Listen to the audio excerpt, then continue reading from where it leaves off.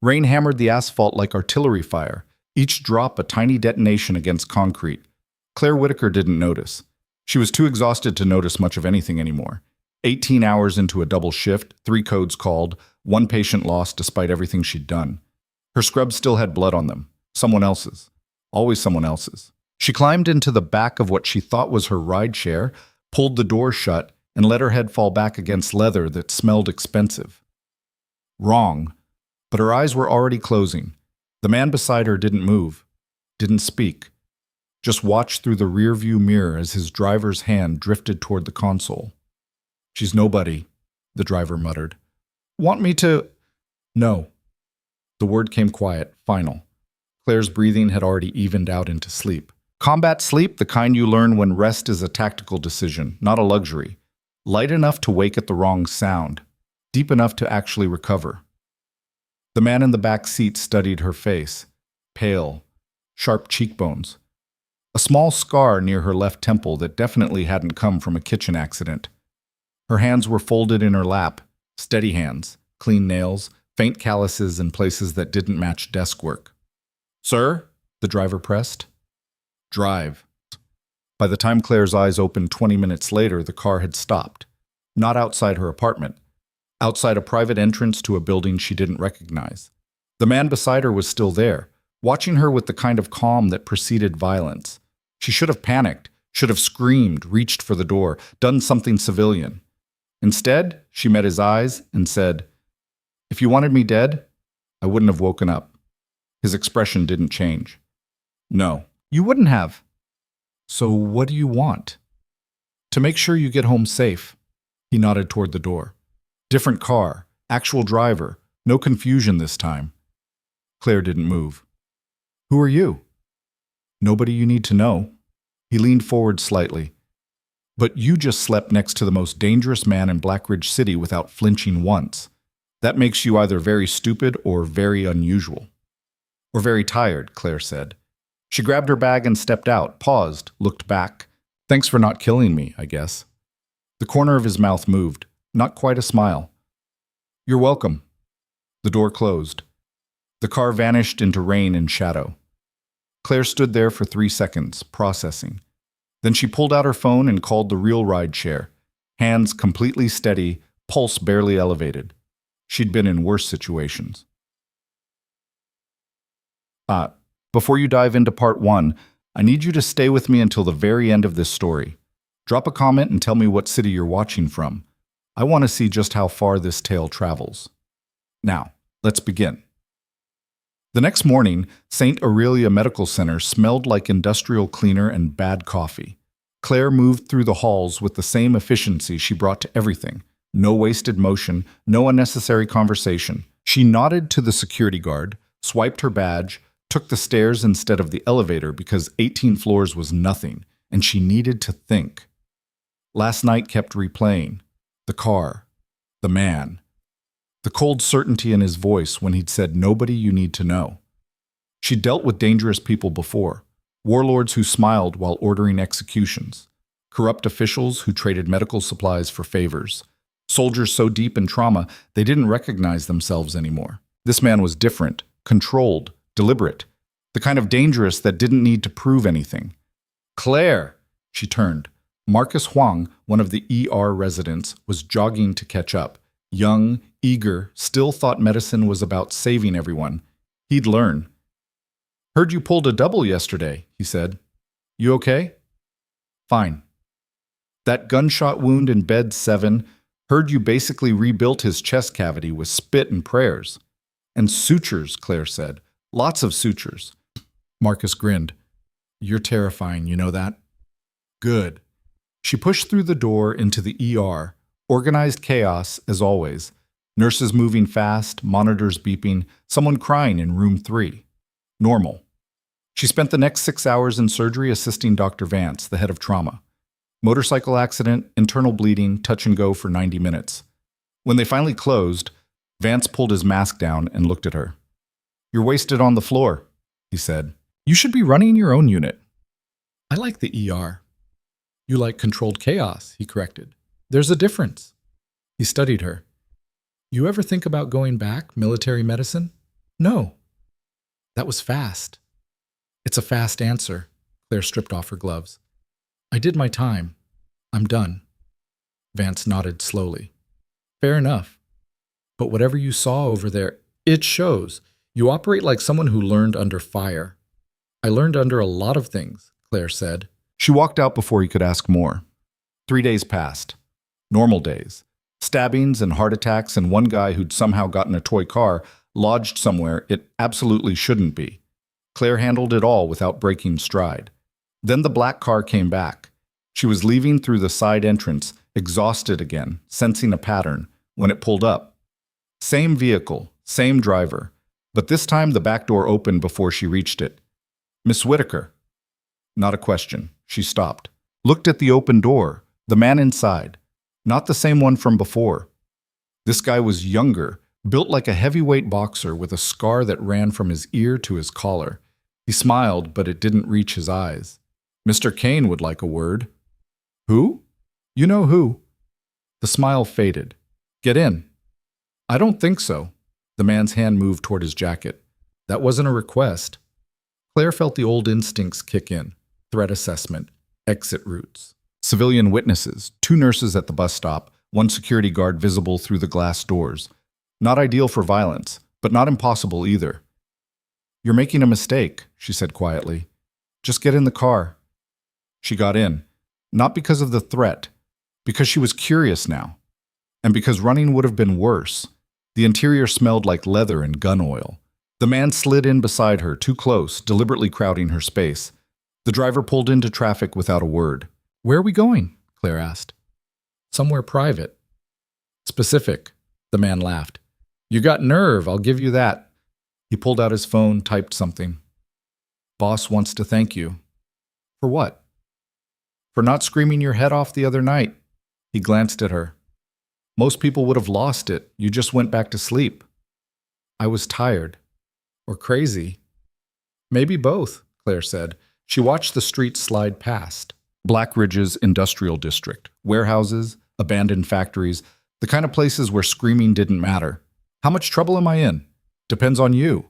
They pulled into an underground garage beneath a building that looked condemned from the outside. Inside it was spotless, well lit, armed men at every corner, all of them watching the car with flat professional eyes. Claire's pulse kicked up slightly. Not panic. Recognition. She'd seen security like this before. Military contractors, private forces, people who killed for a living and slept fine afterward. The car stopped. The man beside her gestured toward the door. Out. She climbed out slowly, keeping her hands visible. One of the guards moved forward to pat her down. Professional, impersonal, thorough. He found her phone, her hospital ID, a protein bar she'd forgotten about. No weapons. She's clear. This way. The scarred man led her toward an elevator. They rode up in silence, Claire counting floors by the faint lurch of motion. 7. Maybe 8. When the doors opened, she stepped into a space that looked more like a penthouse than a criminal headquarters. Floor-to-ceiling windows, expensive furniture, art that was probably real. And sitting behind a desk, looking exactly like he had in the back of the car 3 nights ago, was the man who'd let her sleep. Miss Whitaker, he said, thank you for coming. Didn't have much choice. No, he agreed. You didn't. He gestured toward a chair. Please, sit. Claire sat. Not because he told her to. Because standing felt like a challenge, and she wanted information, not a fight. Up close, in better light, she could see him more clearly. Mid-40s, maybe. Dark hair going silver at the temples. Tailored suit that probably cost more than her monthly rent. But it was his eyes that caught her. Cold, yes, but calculating. The eyes of someone who thought 5 moves ahead. I'm Victor Kane, he said. I know. Your guy told me. And you came anyway. Like I said, didn't have much choice. Claire leaned back slightly. So what is this? A thank you? A threat? Both? Victor smiled, actual humor this time. Direct. I like that. He opened a folder on his desk, pulled out a photograph, slid it across to her. Claire picked it up.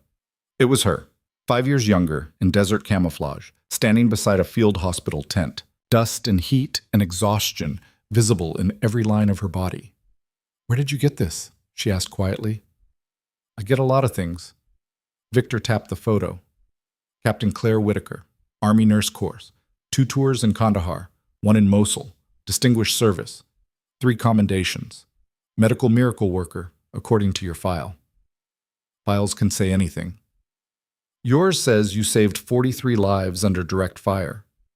Victor's eyes never left hers. It also says you left the service under murky circumstances, medical discharge, no details. Claire set the photo down carefully. What do you want? To understand why a combat medic with your skills is wasting time in a civilian ER. I'm not wasting anything. You're hiding, Victor said. Not cruel, just factual. And I'm curious why.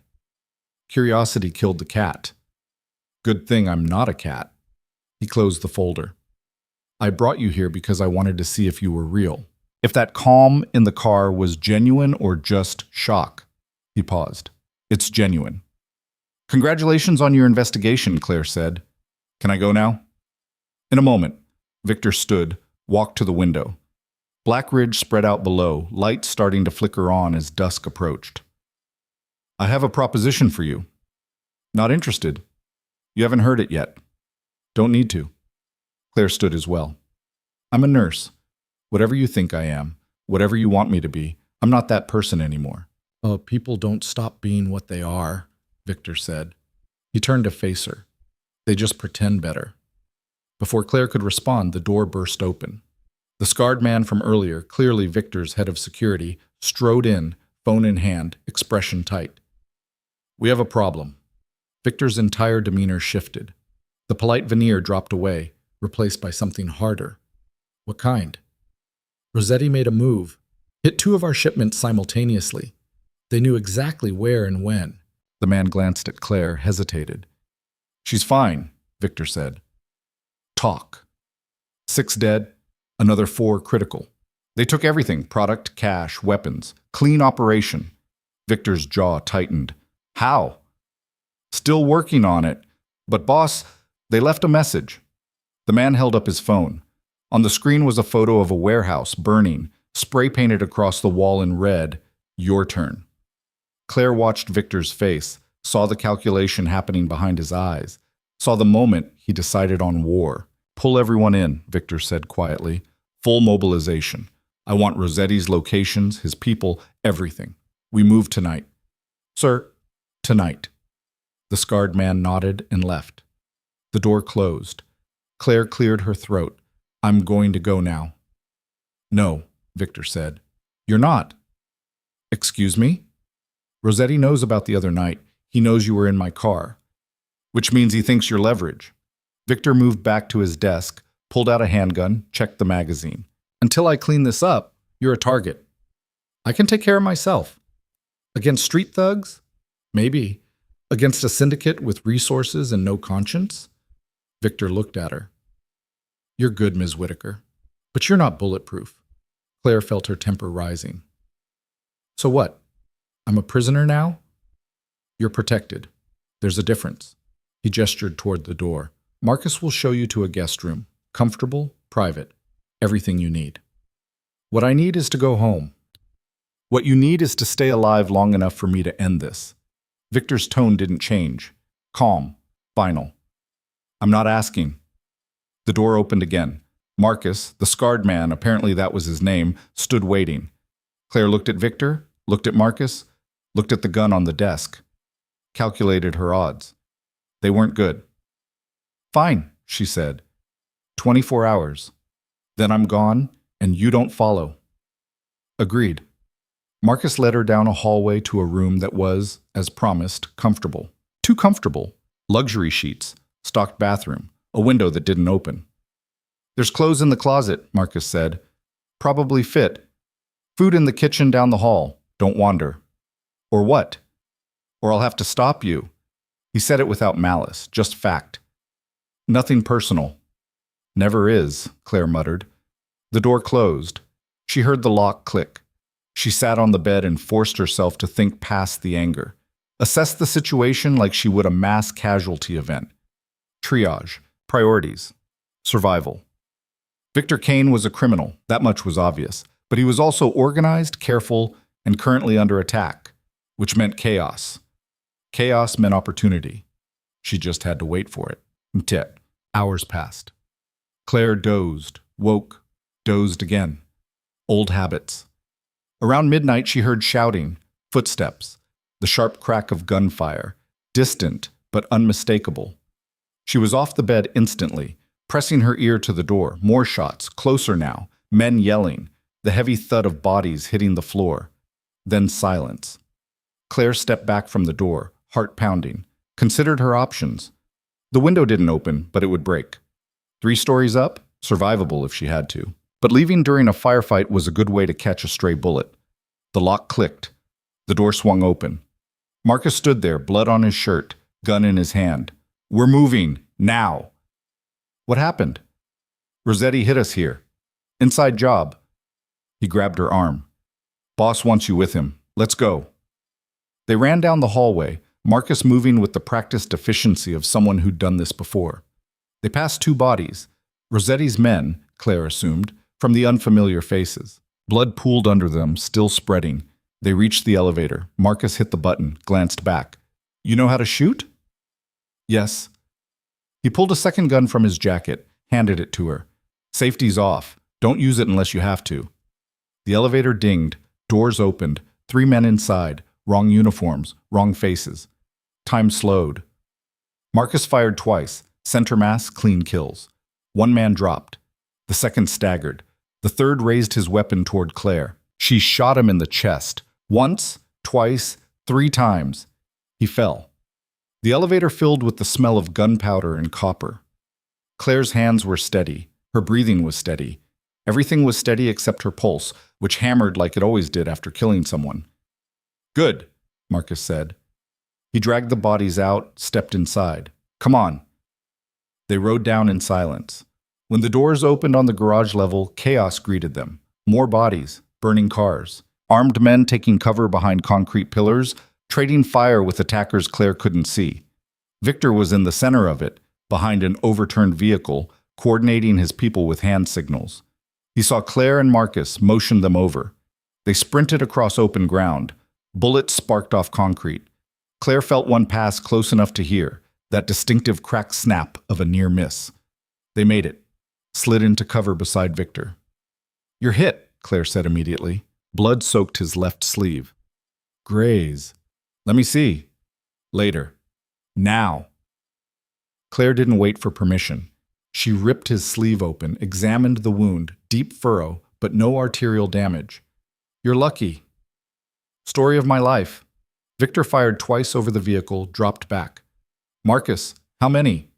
12, maybe 15. They came in through the south entrance. Someone gave them the codes. "I know." Victor's expression was ice. "We'll handle that later. Right now we need to get out." "The cars are compromised," Marcus said. "Then we go on foot." Victor looked at Claire. "Can you run?" "Can you?" He almost smiled. "Fair point." They moved as a group, Victor, Marcus, Claire, and 3 other men whose names she didn't know. Out through a side exit into the rain-soaked streets of Black Ridge's industrial district. Behind them, explosions bloomed orange and red as Rossetti's people torched the building. They ran 6 blocks before Victor called a halt in an alley behind a shuttered factory. Everyone was breathing hard. One of the men was limping badly. Claire knelt beside him, checked his leg. Bullet still in there, blood loss significant, but not critical. "He needs a hospital." "No hospitals," Victor said. He'll die. He'll die faster if Rossetti tracks him to an ER. Victor pulled out his phone, made a call. "We need a clean location. Medical supplies. 20 minutes. He listened. "Good." Hung up. "Where?" Marcus asked. "Safe house in the docks. It's stocked." Victor looked at Claire. "You'll patch him up there." "I'm not your personal medic." "Tonight you are." They moved again. The docks, Black Ridge's warehouse district, all rust and abandonment.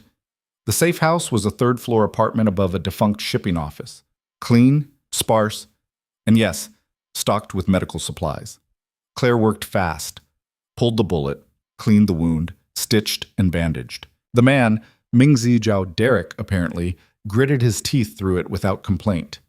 "You're good at this," he said when she finished. "I've had practice." Victor watched from across the room. When Claire was done, he gestured for her to follow him into the small kitchen. "Thank you," he said. "Don't. I didn't do it for you." Claire washed blood off her hands. "I did it because he needed help. Motivation doesn't matter. Result does. That's a criminal's logic. I'm a criminal." Victor said it simply. No shame, no pride, just fact. "But I'm also alive because you stayed calm under fire. Most people would have panicked. You operated. Most people haven't been shot at before." "No," Victor agreed. "They haven't." He paused. "The offer stands. Work with me, not permanently, just until this is over. I'm not a killer. I'm not asking you to kill. I'm asking you to save lives." He gestured toward the other room. "My people are going to get hurt. More of them. Worse. I need someone who can keep them alive long enough to finish this." Claire studied him, saw the exhaustion beneath the control, the weight of responsibility. She knew that weight, had carried it herself. "What happens when it's over?" she asked. "You walk away, clean, no strings." "You promise that?" "I promise." She shouldn't believe him. Shouldn't trust a man who operated outside the law, who killed people, who ran an empire built on violence. But she'd seen him protect his people, seen him make tactical decisions to minimize casualties, seen him choose precision over chaos. War came in a lot of forms. She'd learned that the hard way. 48 hours, Claire said. Then I'm done, and you leave me alone forever. Victor extended his hand. Deal. They shook. Outside, rain continued to fall. Somewhere in the city, Rossetti was planning his next move, and Claire Whitaker, former combat medic, current ER nurse, had just signed on for a war she didn't fully understand, but she understood enough. People were going to bleed, and bleeding she could handle. Chup. The next morning, Victor's phone rang. He answered, listened, and his expression went completely blank. When? A pause. How many? Another pause. I'm on my way. He hung up, looked at Marcus. Rossetti hit the East Side Clinic, the one we fund. Casualties? 12 dead, 20 wounded. Victor's voice was flat, empty. Most of them were kids. Claire's stomach dropped. Kids? It's a free clinic, low-income neighborhood. We keep it running because... He stopped. Because some things matter. Marcus was already moving. I'll get the car. No. Victor was very still, very quiet. I'll go alone. Boss, alone. Claire understood that tone, that stillness. She'd heard it before, in soldiers who'd reached their breaking point, who'd seen one atrocity too many. I'm coming with you, she said. Victor looked at her. This isn't your fight. You made it my fight when you dragged me into this. Claire grabbed her jacket. And if there are wounded, you need me. For a moment she thought he'd refuse. Then he nodded once. Sharp. Final. They took a nondescript sedan. Victor drove in silence, hands steady on the wheel, eyes fixed straight ahead. The clinic was on Black Ridge's east side. Poor neighborhood, crumbling infrastructure, the kind of place city officials forgot about. The kind of place where people like Victor stepped in because no one else would. When they arrived, emergency vehicles were already there. Police, ambulances, media vans setting up. Victor parked 2 blocks away, and they approached on foot. The clinic's front entrance was shattered, glass everywhere. Blood streaked across the sidewalk. A child's shoe lay abandoned near the door. Claire felt something cold settle in her chest. They walked inside. Organized chaos. Paramedics working on the wounded. Police taking statements, bodies covered with sheets. And in the middle of it all, a young doctor, couldn't be more than 30, covered in blood, trying to coordinate everything. He saw Victor. Recognition flashed across his face. Mr. Kane. Dr. Patel. Victor's voice was steady, too steady. Report. 12 dead. Most died instantly when they opened fire. 23 wounded. We've stabilized 18. 5 are critical.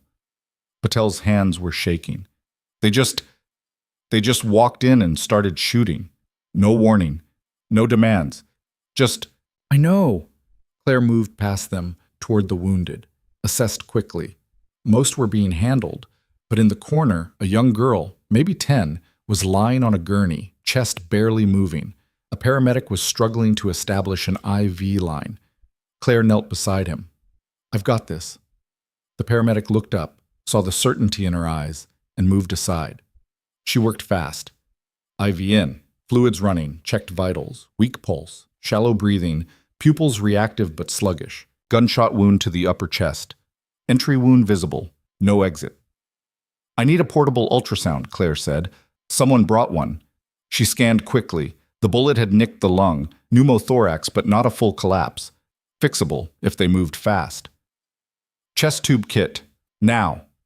It appeared in her hands. She prepped the site, made the incision, inserted the tube with the same steady hand she'd used in field hospitals under mortar fire. Air hissed out. The girl's breathing improved immediately. "She needs surgery," Claire said, "but she'll make it to the hospital now." The paramedic stared at her. "Who are you?" "Nobody important." Claire stood, moved to the next patient. She spent an hour working through the wounded, stabilizing, prioritizing, saving who she could. When she finally stopped, her scrubs, borrowed from the clinic, were soaked with blood. Victor found her washing her hands in a small bathroom. "You're good at this," he said quietly. "I told you. I've had practice. Patel says you saved 3 people who wouldn't have made it otherwise." Claire dried her hands.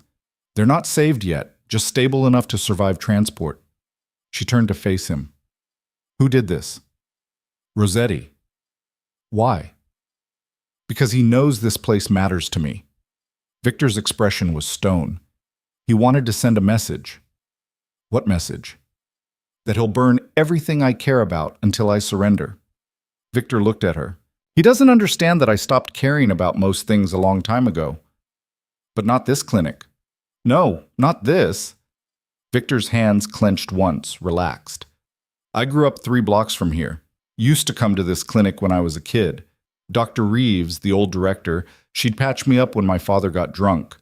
Never asked questions, never called the cops, just helped." Claire heard the story beneath the words. Understood. "What are you going to do?" she asked. Victor met her eyes. "I'm going to end this completely." "How?" "By making Rossetti wish he'd never heard my name." They left the clinic as the last ambulance pulled away. On the drive back, Victor made a series of phone calls, short, clipped, giving orders that sounded final. When he hung up from the last one, he looked at Claire. "I need you to stay at the safe house for the next 24 hours, he said. "Why?" "Because what happens next is going to be loud, and I don't want you anywhere near it. You're going after him." "I'm finishing this." Claire was quiet for a moment, then, "Don't do anything that'll get your people killed for revenge." "This isn't revenge," Victor said. "Revenge is emotional. This is tactical." "What's the difference?" "Revenge makes mistakes. Tactics win wars." They reached the safe house. Victor walked her up, made sure she was secure. 48 hours, he reminded her. "Then you're free." "Will you still be alive in 48 hours? Victor almost smiled. "I'll do my best." He left. Claire stood in the empty apartment, surrounded by the silence of a city about to explode, and wondered what she'd actually agreed to. 18 hours later, the news broke. Claire watched it on the safe house television. Massive police raid, federal agents, ATF, FBI. Simultaneous hits on 15 locations across Black Ridge. Antonio Rossetti arrested. His top lieutenants in custody. Weapons seized, money frozen. The entire syndicate dismantled in a single coordinated strike. And at the center of it all, an anonymous tip that had provided law enforcement with everything they needed. Locations, names, evidence, all of it. The reporter called it the biggest organized crime takedown in Black Ridge's history. Claire called it surgical. The door opened. Victor walked in, looking exhausted but uninjured. Marcus was with him. "It's done," Victor said simply. "I saw." Claire gestured at the TV. "You fed them to the police." "I gave law enforcement the tools to do their job. What they did with those tools was their decision." "That's splitting hairs." "Maybe." Victor sat down heavily. "But Rossetti's in custody. His people are scattered, and nobody died tonight except the war itself." He looked at her. You said I shouldn't get my people killed for revenge. I listened. Claire studied him, saw the truth of it. He'd chosen justice over violence, law over war. Not because he was soft, because he was smart. What happens now? She asked. Now, you go home, clean, no connections to any of this. Victor pulled out an envelope, set it on the table. That's enough to cover any trouble you might have had. Lost wages, security concerns. Call it a thank you. Claire didn't touch it. I don't want your money. Take it anyway. You earned it. By doing what I always do, helping people. Exactly. Victor stood. You saved lives, mine included. That matters. Marcus cleared his throat. Car's ready whenever you are, Ms. Whitaker. Claire grabbed her jacket, looked at Victor one last time. Are you really done? With all of this? With Rossetti? Yes. With everything else? He shrugged. I'm a work in progress. Aren't we all? Claire said. The ride back to her apartment was quiet. When they dropped her off, Marcus handed her a card.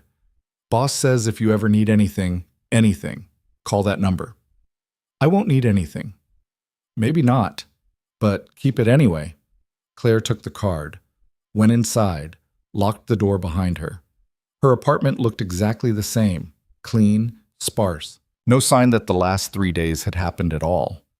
She showered, changed into fresh clothes, made coffee, tried to process. A week ago, she'd been a nurse. Just a nurse. Invisible. Unremarkable.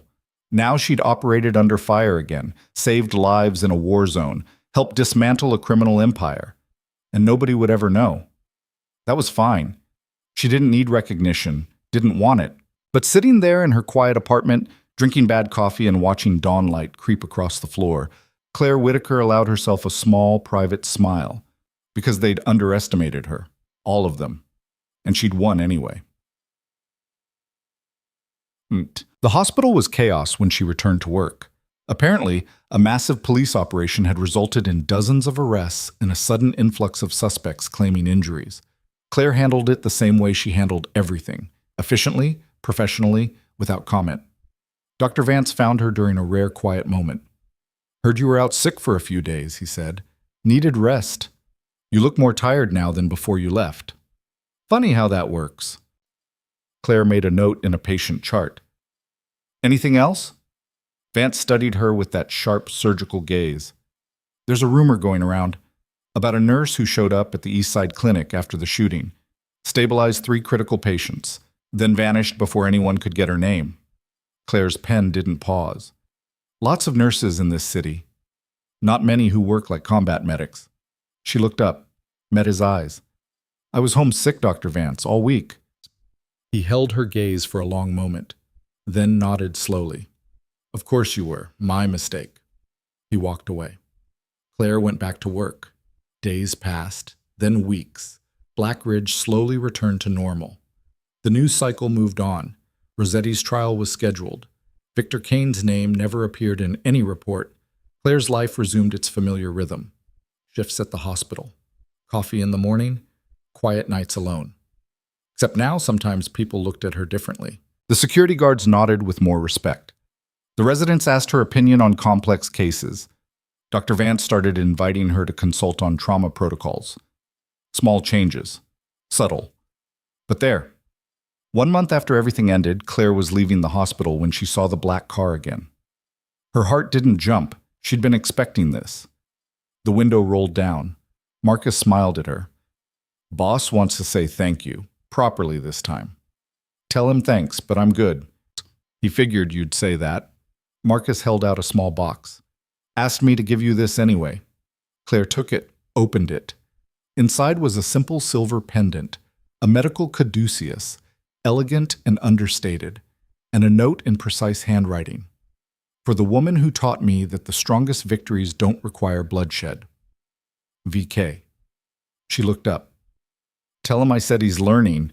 Marcus grinned. Will do. The car pulled away. Claire stood there for a moment, holding the box. Then she put the pendant on, feeling its weight settle against her collarbone. Light, barely noticeable, but there. She walked home through streets she knew by heart, past people who would never understand what she'd done, what she'd survived, what she was capable of. And that was fine, because Claire Whitaker had never needed anyone to understand. She just needed to know, herself, that when chaos came, when violence erupted and blood flowed and people needed saving, she could step into the fire and do what needed doing, without flinching, without hesitation, without fear. The city lights flickered on as dusk approached. Somewhere a siren wailed, somewhere someone was bleeding, and somewhere a quiet nurse with steady hands and a warrior's heart was ready, just in case. The pendant caught streetlight as she walked, throwing tiny reflections across her throat. Claire tucked it beneath her shirt and kept moving. Home was 6 blocks. She'd walked them 1,000 times. Tonight felt different. Not dangerous, just different. Her phone buzzed. Unknown number.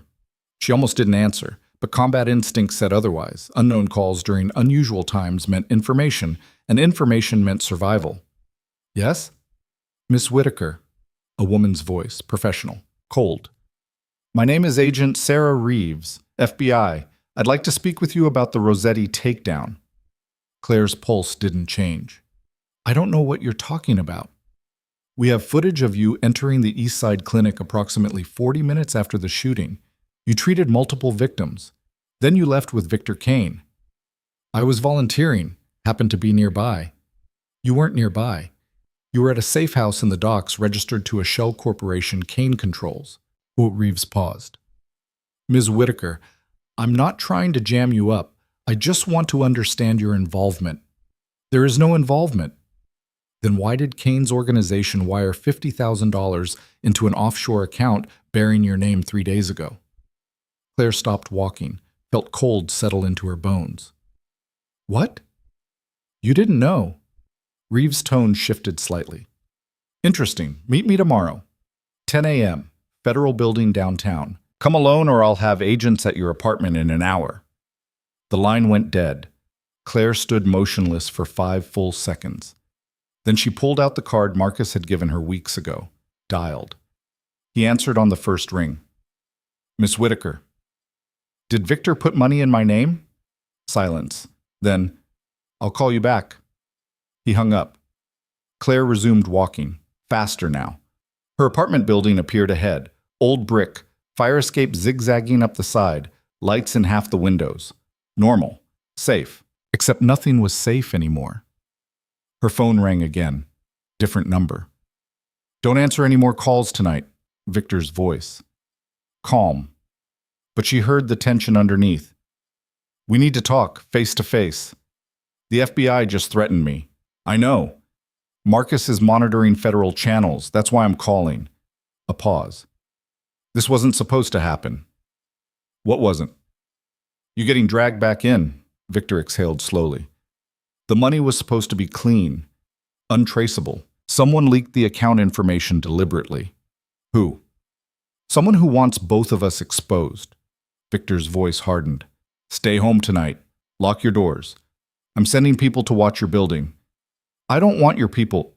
They're already there. He cut her off. Tomorrow morning, don't go to that FBI meeting. They'll use anything you say to build leverage. Meet me instead. I'll text you the location. Victor, trust me one more time, Claire. Please. The line went dead. Claire climbed the stairs to her third-floor apartment, hyper-aware of every sound. Keys in the lock, door open, lights on, everything exactly where she'd left it. She locked the door, drew the curtains, sat on her couch with her service weapon, legally owned, properly registered, resting on the coffee table. Sleep didn't come easy. Morning arrived gray and cold. Claire's phone buzzed at 6 a.m. with a text from an unknown number. Riverside Park. East Bench. 7 a.m. Come alone, but you won't be. She dressed in jeans and a jacket that concealed the holster at her hip, drank coffee that tasted like metal, checked the street from her window. A black SUV sat 3 cars down, watching. She left through the back exit, cut through 2 alleys, emerged on a different street, caught a bus heading toward Riverside, got off 4 stops early, walked the rest. Old training. Shake a tail by being boring. The park was nearly empty. Joggers. A woman walking 3 dogs. A homeless man asleep on a bench near the fountain. Claire found the east bench, sat. Victor appeared 2 minutes later, dressed down in dark jeans and a leather jacket. No bodyguards visible, but she knew they were there. He sat beside her, close enough to talk quietly. "Thanks for coming." Didn't have much choice. Claire kept her eyes on the river. Who leaked the account? Someone inside my organization. Someone who survived the Rossetti purge and wants revenge. Victor's jaw tightened. I have 3 suspects. Working through them now, while the FBI comes after me. They're not after you. They're after leverage against me. He turned slightly. Reeves is smart. She knows I won't negotiate if my people are safe. But if you're exposed, if you're facing charges, you'll deal. I'll consider it. Victor's honesty was almost refreshing. But I don't want that for either of us. Claire finally looked at him. So what's the play? I feed Reeves what she actually wants, evidence against the real target. Which is? Not me, not anymore. Victor pulled out his phone, showed her a photo. White man, mid-50s, expensive suit, politician smile. Senator Richard Voss, head of the Appropriations Committee, on Rossetti's payroll for 6 years. He's who protected the syndicate, who warned them about raids, who made sure investigations went nowhere. Claire studied the photo. You have proof? Audio recordings, financial documents, communications. Victor pocketed the phone. Enough to bury him. I was saving it for later. Now, later is now. Why would Reeves care? She wants you. She wants a win. Rossetti's already done. That case is closed. But a corrupt senator? That's a career maker. Victor met her eyes. I give her Voss. She forgets about you. Everyone wins except the people who deserve to lose. And the leak in your organization? Gets handled separately. Victor's tone went flat. Permanently. Claire understood what that meant, didn't argue. Some problems had permanent solutions, and she'd made peace with that reality in field hospitals, where triage meant choosing who lived. What do you need from me? She asked. Nothing. Stay invisible. Let me clean this up. Victor stood. The FBI meeting. Don't go. Call in sick. Make an excuse. By tomorrow, Reeves will be too busy with Voss to remember your name. And if this doesn't work, then you run. I'll make sure you have resources. New identity, clean exit, everything. Claire stood as well. I'm not running. If it comes to that, I said I'm not running. She held his gaze. I stopped running years ago. Whatever happens, I handle it here. Victor studied her for a long moment, then nodded. Okay, but the offer stands. He walked away, disappearing into the morning foot traffic like he'd never been there. Claire sat back down, pulled out her phone, called the number Agent Reeves had used. It rang 4 times before connecting. Miss Whitaker, reconsidering? I'll meet with you, Claire said. But not at the federal building, somewhere public, neutral. Silence. Then, why the change? Because you're right, I was at that clinic.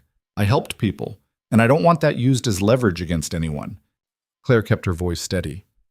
But I also don't want to be a pawn in whatever game you're playing with Kane. This isn't a game. Everything's a game. You just decide which side you're on. Claire paused. Coffee shop on 5th and Maple, 1 hour. I'll tell you what I know. Then we're done. What you know about what? About who's really dirty in this city? Claire ended the call before Reeves could respond. She sat there for another 10 minutes, watching the river flow past, gray and cold and indifferent. Then she stood and headed toward 5th and Maple. The coffee shop was a local place. Worn booths, decent espresso, staff who minded their own business. Claire ordered black coffee and claimed a corner booth with clear sightlines to both exits. Agent Reeves arrived exactly on time. Mid-30s, sharp suit, eyes that missed nothing. She slid into the booth across from Claire without ordering anything. You're punctual, Reeves said. Military habit. Army Nurse Corps, 2 tours, commendations, medical discharge. Reeves recited it like reading a file. Impressive record. Why'd you leave? That's not why we're here. No, We're here because you got involved with Victor Kane. Reeves leaned forward slightly. I need to know why, and I need to know what he's planning. Claire sipped her coffee. Kane's not planning anything. The Rossetti situation is over. You won the war. Take the victory and move on. It's not that simple. It is, though. Claire set her cup down.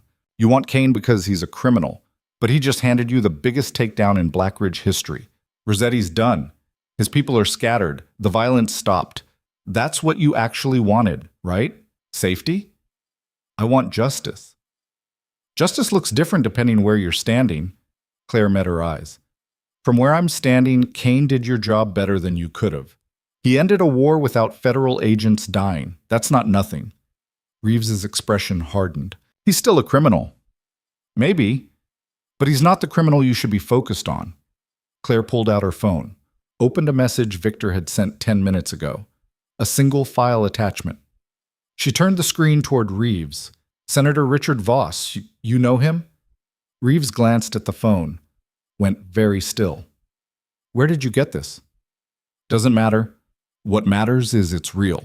6 years of communications between Voss and Rossetti, payoffs, protection, warning about investigations. Claire pulled the phone back. That's who you want. Not Kane, not me, him. I need that file. I'll send it to you after you agree to leave me out of whatever happens next. Reeves leaned back, calculated. You're protecting Kane. I'm protecting myself. Kane's a side effect. Claire finished her coffee. I helped people at that clinic because people were bleeding. I worked with Kane because he asked and I'm wired to help. That's the whole story. No conspiracy, no criminal enterprise. Just a nurse doing what nurses do. The money in your account says different. I didn't ask for that money. Didn't know about it until you mentioned it. Claire kept her voice level. You want to charge me with something? Go ahead, but you'll spend months proving I'm exactly what I look like. A nurse who got caught in someone else's war and tried to minimize casualties. Reeves was quiet for a long time, then, send me the file. Claire forwarded it, watched Reeves' phone light up, watched her open it, watched her face change as she read. Jesus, Reeves muttered. Yeah. Claire stood. That's bigger than me, bigger than Kane. Focus on that, and everyone wins. Except Voss. He earned it. Claire dropped a 5 on the table for the coffee. We done here? Reeves looked up, something almost like respect in her eyes. For now. But Ms. Whitaker, if Kane pulls you into something else, he won't. We're finished. Are you sure about that? Claire thought about the pendant beneath her shirt, the card in her wallet, the way Victor had said, trust me one more time. Yeah, she lied. I'm sure. She walked out into cold morning air that smelled like rain. 3 days later, the news broke. Senator Richard Voss arrested on federal corruption charges. Evidence provided by an anonymous source. Investigation ongoing. Claire watched it on her phone during a break between patients. Felt nothing. No satisfaction, no regret. Just the quiet certainty that a problem had been solved. Her phone buzzed. Text from Marcus. Boss says thank you. You're clear. She deleted it. Went back to work. Life resumed. Shifts, patients, coffee. The familiar rhythm of organized chaos. Except people at the hospital were definitely treating her differently now. Dr. Vance pulled her into his office one afternoon. I'm recommending you for a position, he said without preamble. Claire blinked. What position? Trauma coordinator. You'd oversee protocols, train residents, manage mass casualty responses. Vance gestured at his desk, covered in paperwork. The board's been looking for someone with real-world experience, combat medicine, high-pressure decision-making. You're perfect. I'm a floor nurse. You're wasted as a floor nurse. Vance leaned forward. Claire, I've watched you work for 2 years. You're the best tactical medic I've ever seen outside a war zone. This hospital needs that expertise. I don't want to coordinate. I want to treat patients. You'd still treat patients. You'd just also make sure everyone else knows what they're doing when everything goes wrong. Vance paused. Think about it. The position comes with a significant raise, better hours, your own office. I don't need an office. What do you need? Claire considered. To be useful. Then take the job. Because you'll be more useful training 50 nurses to think like you than treating patients one at a time. Vance's expression softened. You've already saved plenty of lives, Claire. Now teach others how to save more. She thought about the residents who panicked during codes, the protocols that didn't account for real chaos, the systems that broke down exactly when they mattered most. I'll think about it, she said. Good. Let me know by Friday. She left his office and headed to the ER, where a 17-year-old with a stab wound was bleeding out in trauma 2. She scrubbed in, assisted, saved him. Useful. That night, walking home, she noticed the black SUV was gone. No more watchers, no more protection. Victor had kept his word. She was clear. 2 weeks passed. Claire accepted the trauma coordinator position, started implementing new protocols, ran drills, watched residents improve. It felt right. Different from direct patient care, but right. Then Marcus showed up at the hospital. She was in her new office, small, windowless, but hers, when he knocked. Miss Whitaker, got a minute? Claire looked up from her laptop. I thought we were done. So did I. Marcus closed the door, looked uncomfortable. Boss needs to see you. Why? There's been a development. Someone's making moves. Someone new. Marcus shifted his weight. He wouldn't send me if it wasn't important. Claire saved her work, closed the laptop. I have a job now. A real one. I'm not getting pulled back into... It's about the leak. Marcus cut her off. The person who exposed your account. We found them. And? And before we could handle it, they disappeared, took files with them, information about everyone Kane's ever worked with. Marcus met her eyes, including you. Claire felt ice in her stomach. What kind of information? Everything. Photos, communications, bank records, the clean ones and the dirty ones. Marcus pulled out his phone, showed her a screenshot. They're shopping it to the highest bidder. Feds, media, rival organizations, whoever pays most. The screenshot showed a dark web auction page. Her name was listed third. How long until this goes public? Claire asked quietly. 72 hours. Maybe less. Marcus pocketed his phone. Boss wants to neutralize the threat before that happens. Neutralize how? However necessary. Claire stood, grabbed her jacket. Where is he? Same place as before, the building in the docks. They drove in silence. Claire watched the city slide past, her city, the place she'd chosen to rebuild herself, now threatening to collapse around her again. The safe house looked unchanged. Same sparse furniture, same view of industrial nothing. Victor was at the window when she arrived, turned when she entered. I'm sorry, he said immediately. Who is it? Claire didn't waste time. Who's selling the information? Thomas Wade, former accountant for my operation. He handled clean money, legitimate businesses, legal fronts. Victor's expression was stone. I trusted him. That was a mistake. Where is he now? Unknown. He's good at hiding, better than I expected. Victor moved to the table, pulled up a laptop. But he made one error. He's using old contacts to facilitate the auction. One of them owes me. Enough to betray Wade? Enough to tell me where the next meeting is. Victor turned the laptop toward her. A map. Red pin on a location in Blackridge's financial district. Tomorrow night, 8 p.m. He's meeting with a buyer. Claire studied the map. You're going to intercept. I'm going to recover the files and make sure Wade can't hurt anyone again. Victor's voice was flat, empty. This is my mess. I'll clean it up. And you're telling me why? Because your information is on that auction block. Because you deserve to know. He paused.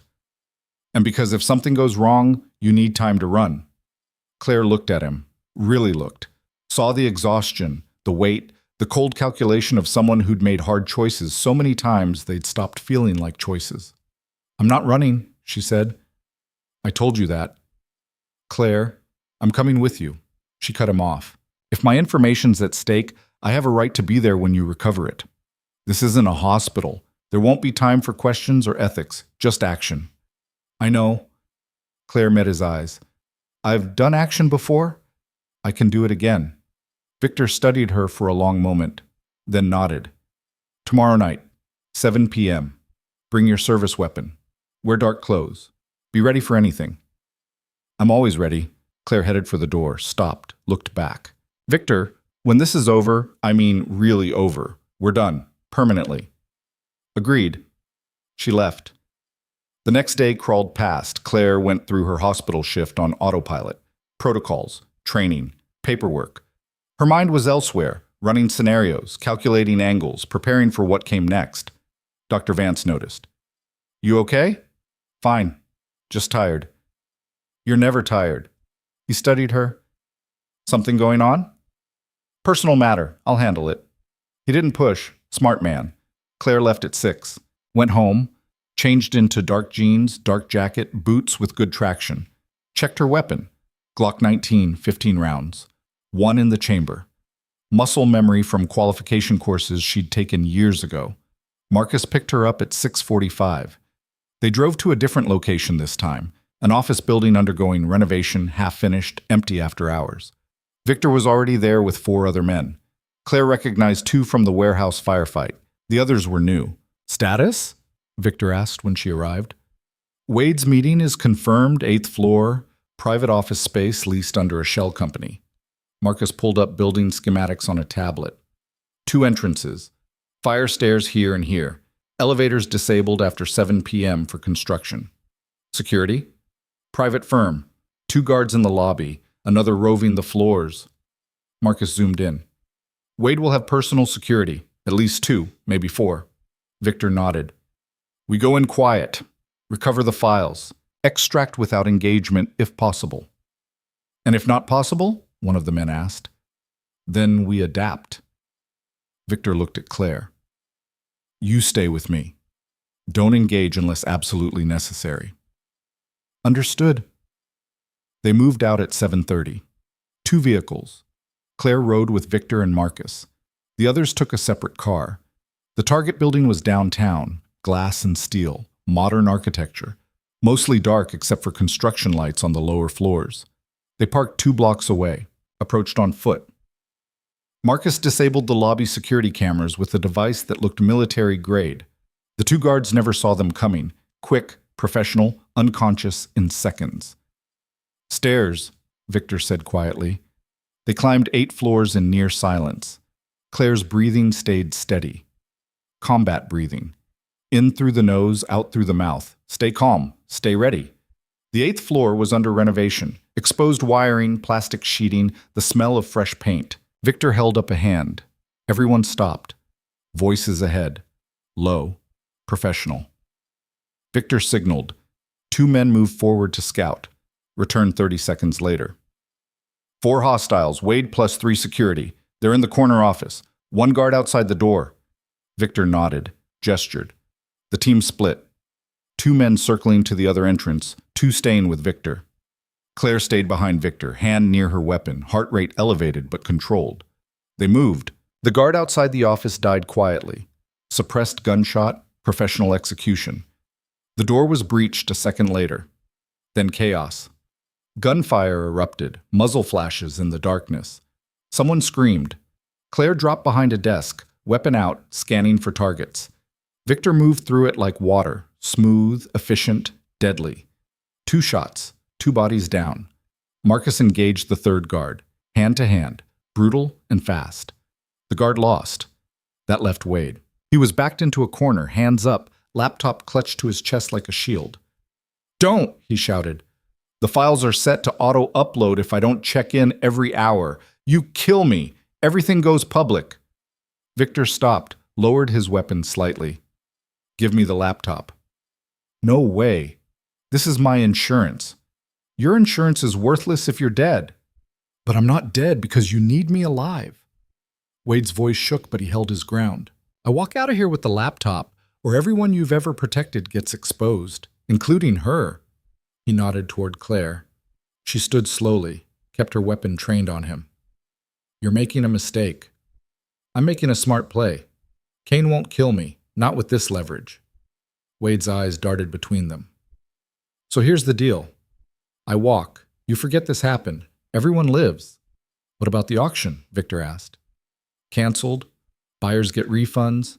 Files stay with me, encrypted, safe. Wade took a step toward the door. Unless you make me use them. Victor didn't move, calculating, processing.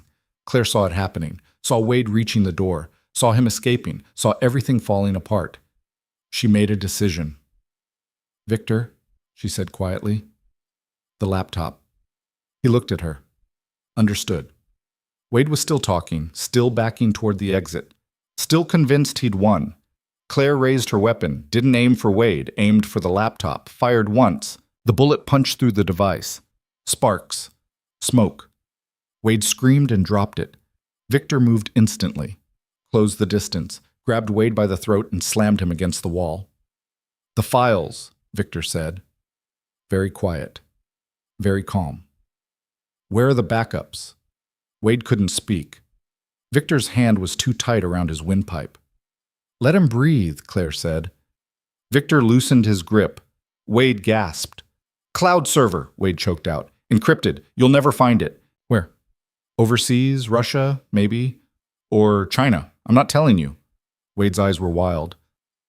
You're finished. All of you. Claire stepped closer, looked at the ruined laptop, looked at Wade. You encrypted the files, she said. Yeah, unbreakable. With what key? Biometric, fingerprint, and retinal scan. Only I can access them. Wade almost smiled. So you need me alive. You need me cooperative, or everything burns. Claire nodded slowly. Then she looked at Victor. Is he right? Technically. But I know people who can break anything given time. Victor's grip tightened again.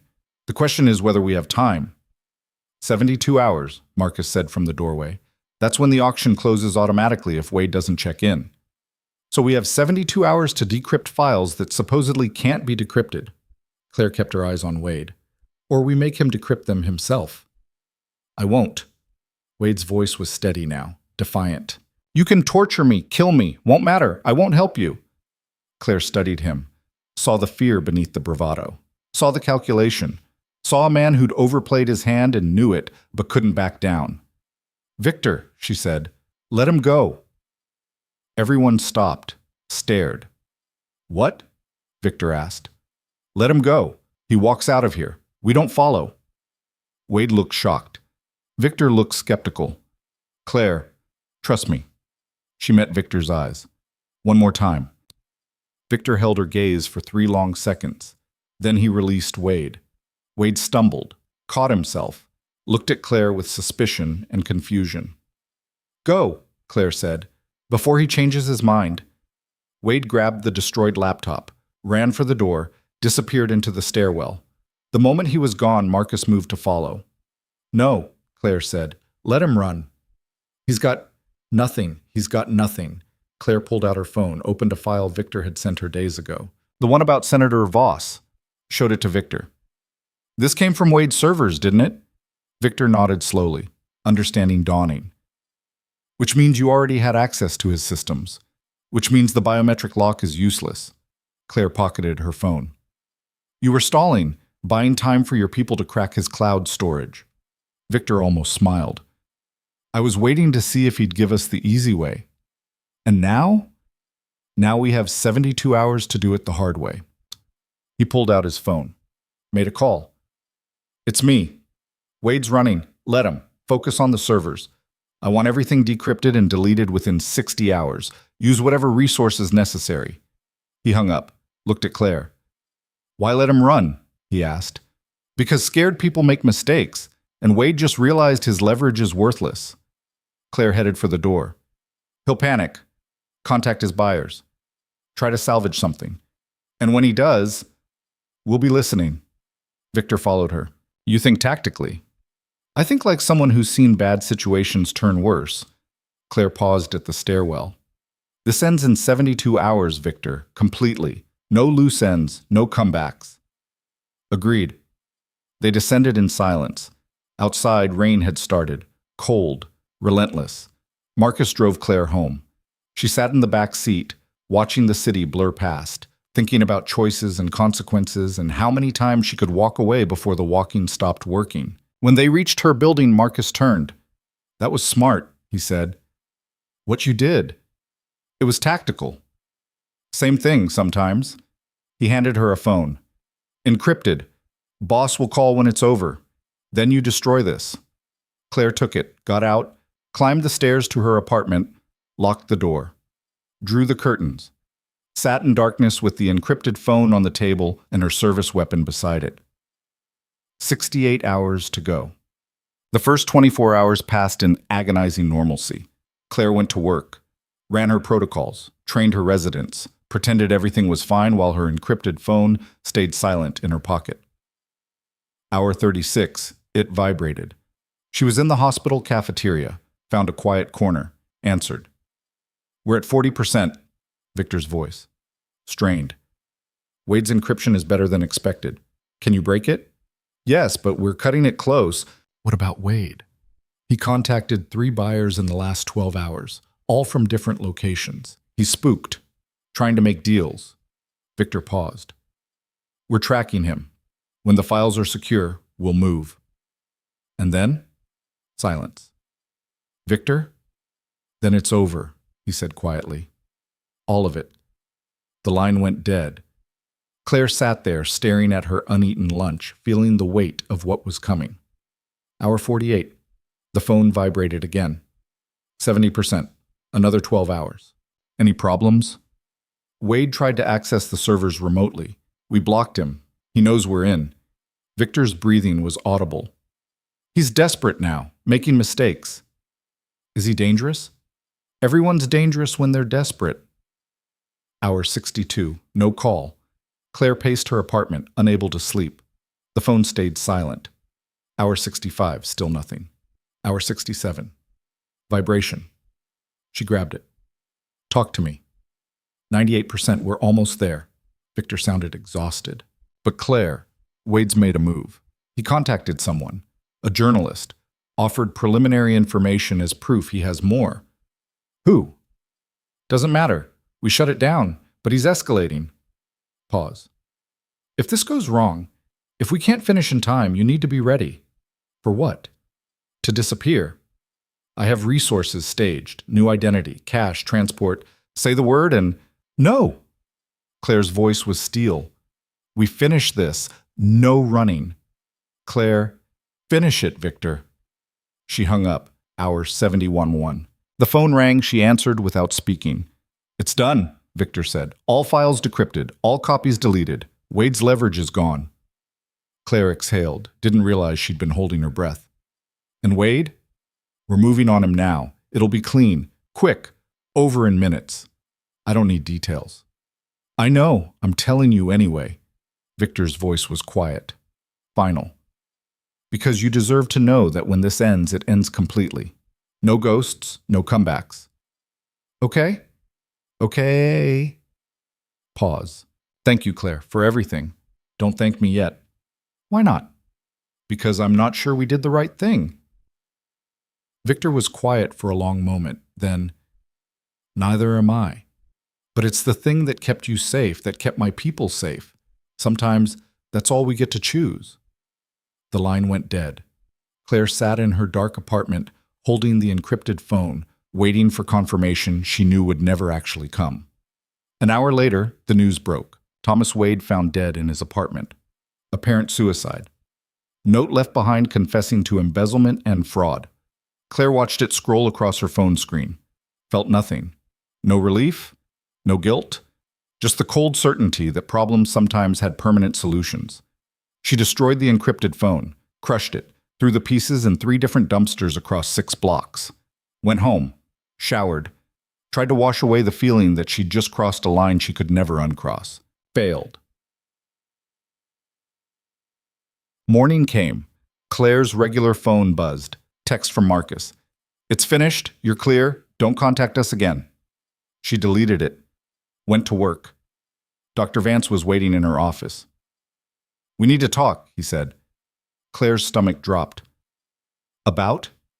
About a patient who came in last night, gunshot wound, claimed he worked for Victor Kane. Vance's eyes were sharp. He's asking for you specifically. Claire went very still. Who? Says his name is Derek. Says you saved his life once before. Vance leaned against her desk. He's in critical condition. Won't let anyone treat him except you. And Claire, he's being guarded by federal agents. Claire felt the world tilt. Where is he? She asked quietly. ICU, room 7. Vance straightened. I don't know what you're involved in. Don't want to know, but whatever it is, it just walked into my hospital. Claire was already moving. ICU, room 7, 2 agents outside. They stopped her. I'm his nurse, Claire said. He's in federal custody.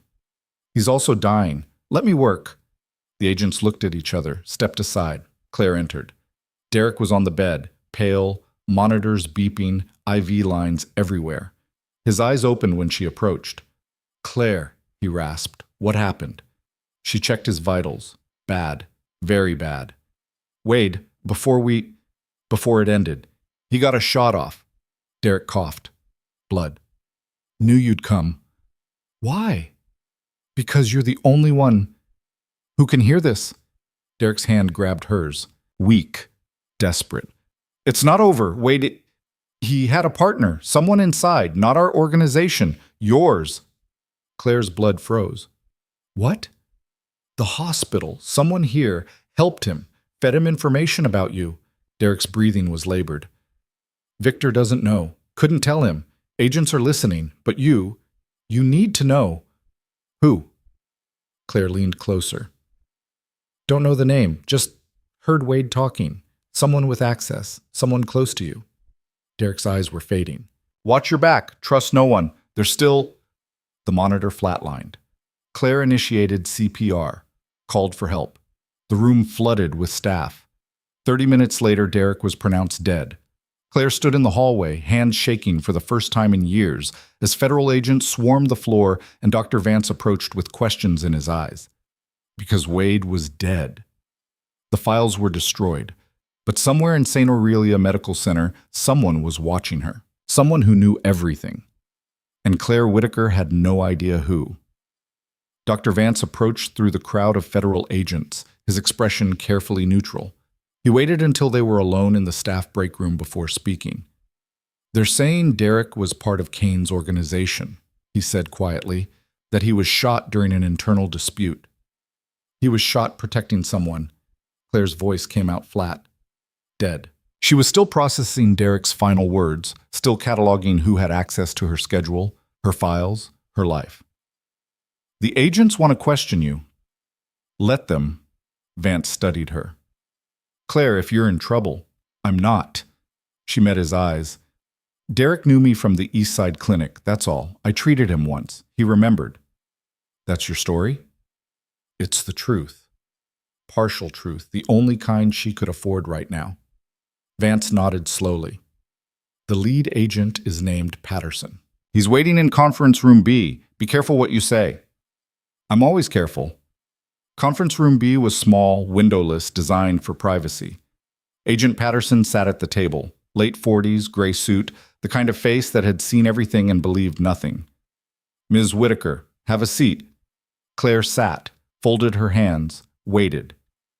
Derek Moss died asking for you, Patterson said. Why? I treated him at a clinic shooting 6 weeks ago. Saved his life. He remembered. That's it? That's it. Patterson pulled out a tablet, showed her a photo. Derek, younger, standing beside Victor Kane outside a warehouse.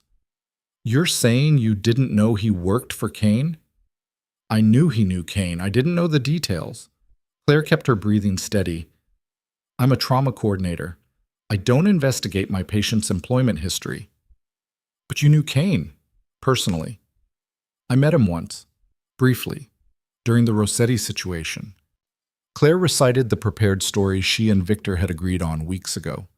I was at the East Side Clinic when it was attacked. Kane showed up afterward. We spoke.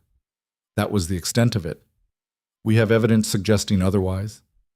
Then you have bad evidence. Claire leaned forward slightly. Agent Patterson, I'm a military veteran and a medical professional. I've dedicated my life to saving people. If you have actual questions, ask them. If you're fishing, I have work to do. Patterson's expression didn't change. Derek's last words. What did he say? Claire felt her pulse kick up, forced it down. He said my name. Asked for help, then he coded. That's all. Nothing else? He could barely breathe. There wasn't time for conversation. The lie came smooth, easy. She hated how easy. Patterson watched her for a long moment. Then he slid a business card across the table. If you remember anything else, call me. I won't remember anything else. People often do, once the shock wears off. Patterson stood. You're free to go for now. Claire took the card, left without another word. She made it to the staff bathroom before her hands started shaking, locked herself in a stall. Breathed through it. Combat breathing. In through the nose, out through the mouth. Derek's dying words echoed in her head. Someone inside, someone with access, someone close. She pulled out her phone. No Victor to call, no Marcus to text. She'd burned those bridges deliberately, completely. She was alone.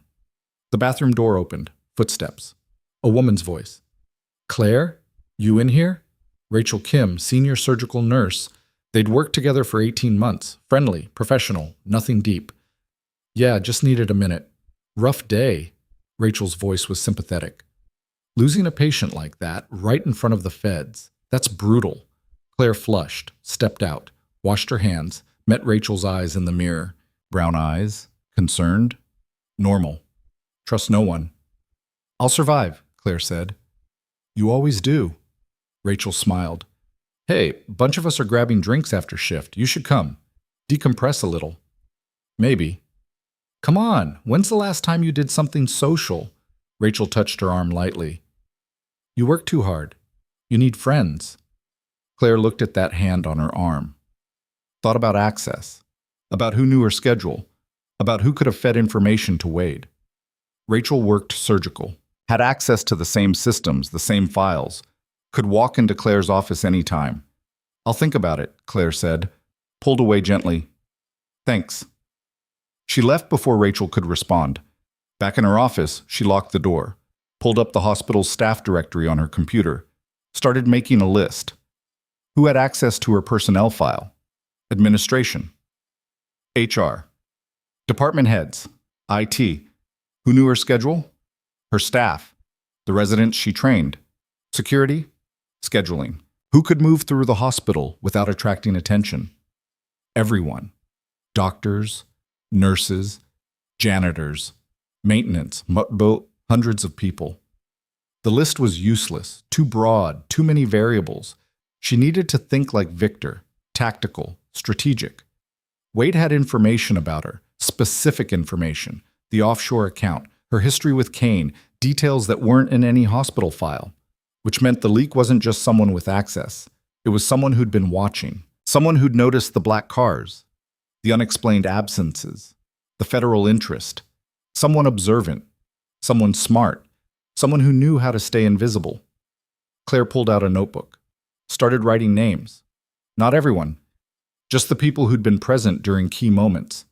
The night she'd missed 2 shifts after the warehouse fight. Who'd noticed? The day Marcus had picked her up outside. Who'd seen? The morning Agent Reeves had called. Who'd been nearby?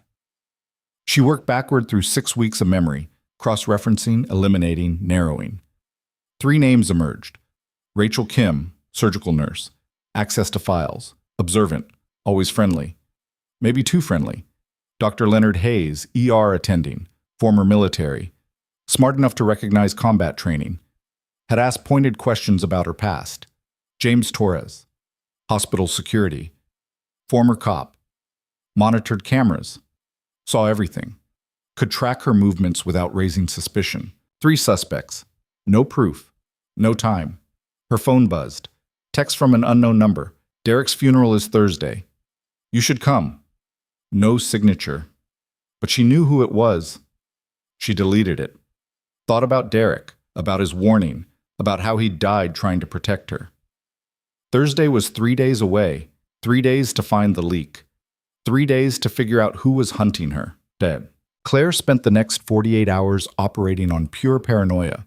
She varied her routes home, checked her apartment for surveillance devices, watched everyone at the hospital with suspicion that felt justified and exhausting in equal measure.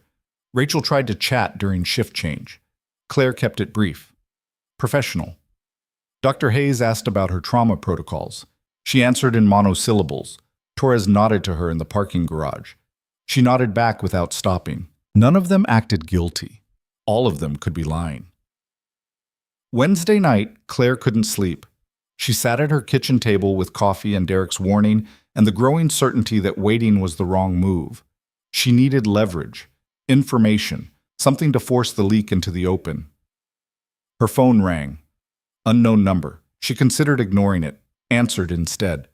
Ms. Whitaker. Male voice, calm, unfamiliar. We need to talk.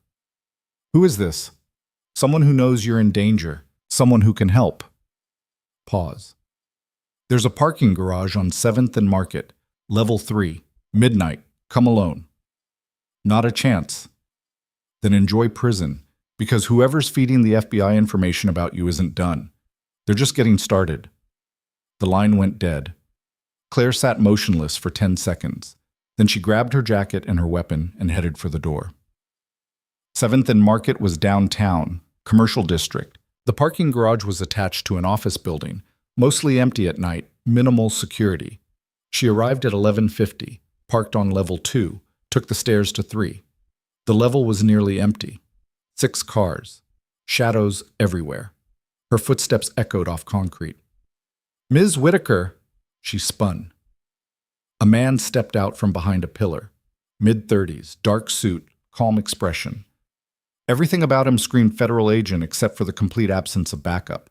Who are you? Claire kept her hand near her weapon. Ryan Mitchell, I worked with Derek. He held up his hands, showing they were empty. I'm not armed, not wired, just here to talk. About? About the person who got Derek killed, and who's trying to do the same to you. Mitchell moved closer slowly. Derek told me what he found, about Wade's partner inside the hospital. He was going to tell you everything, but he ran out of time. So you're telling me instead? I'm offering to help you find them before they finish what Wade started. Claire studied him. Read body language, posture, micro-expressions. He looked genuine, which meant nothing. Why would you help me? She asked. Because Derek was my friend, because whoever killed him is still out there, and because, Mitchell paused, because the FBI is building a case against Kane, and you're the weak link they're planning to exploit. If they flip you, Kane goes down. If you refuse, they'll bury you with charges until you break. I've got nothing to hide. You've got an offshore account with $50,000.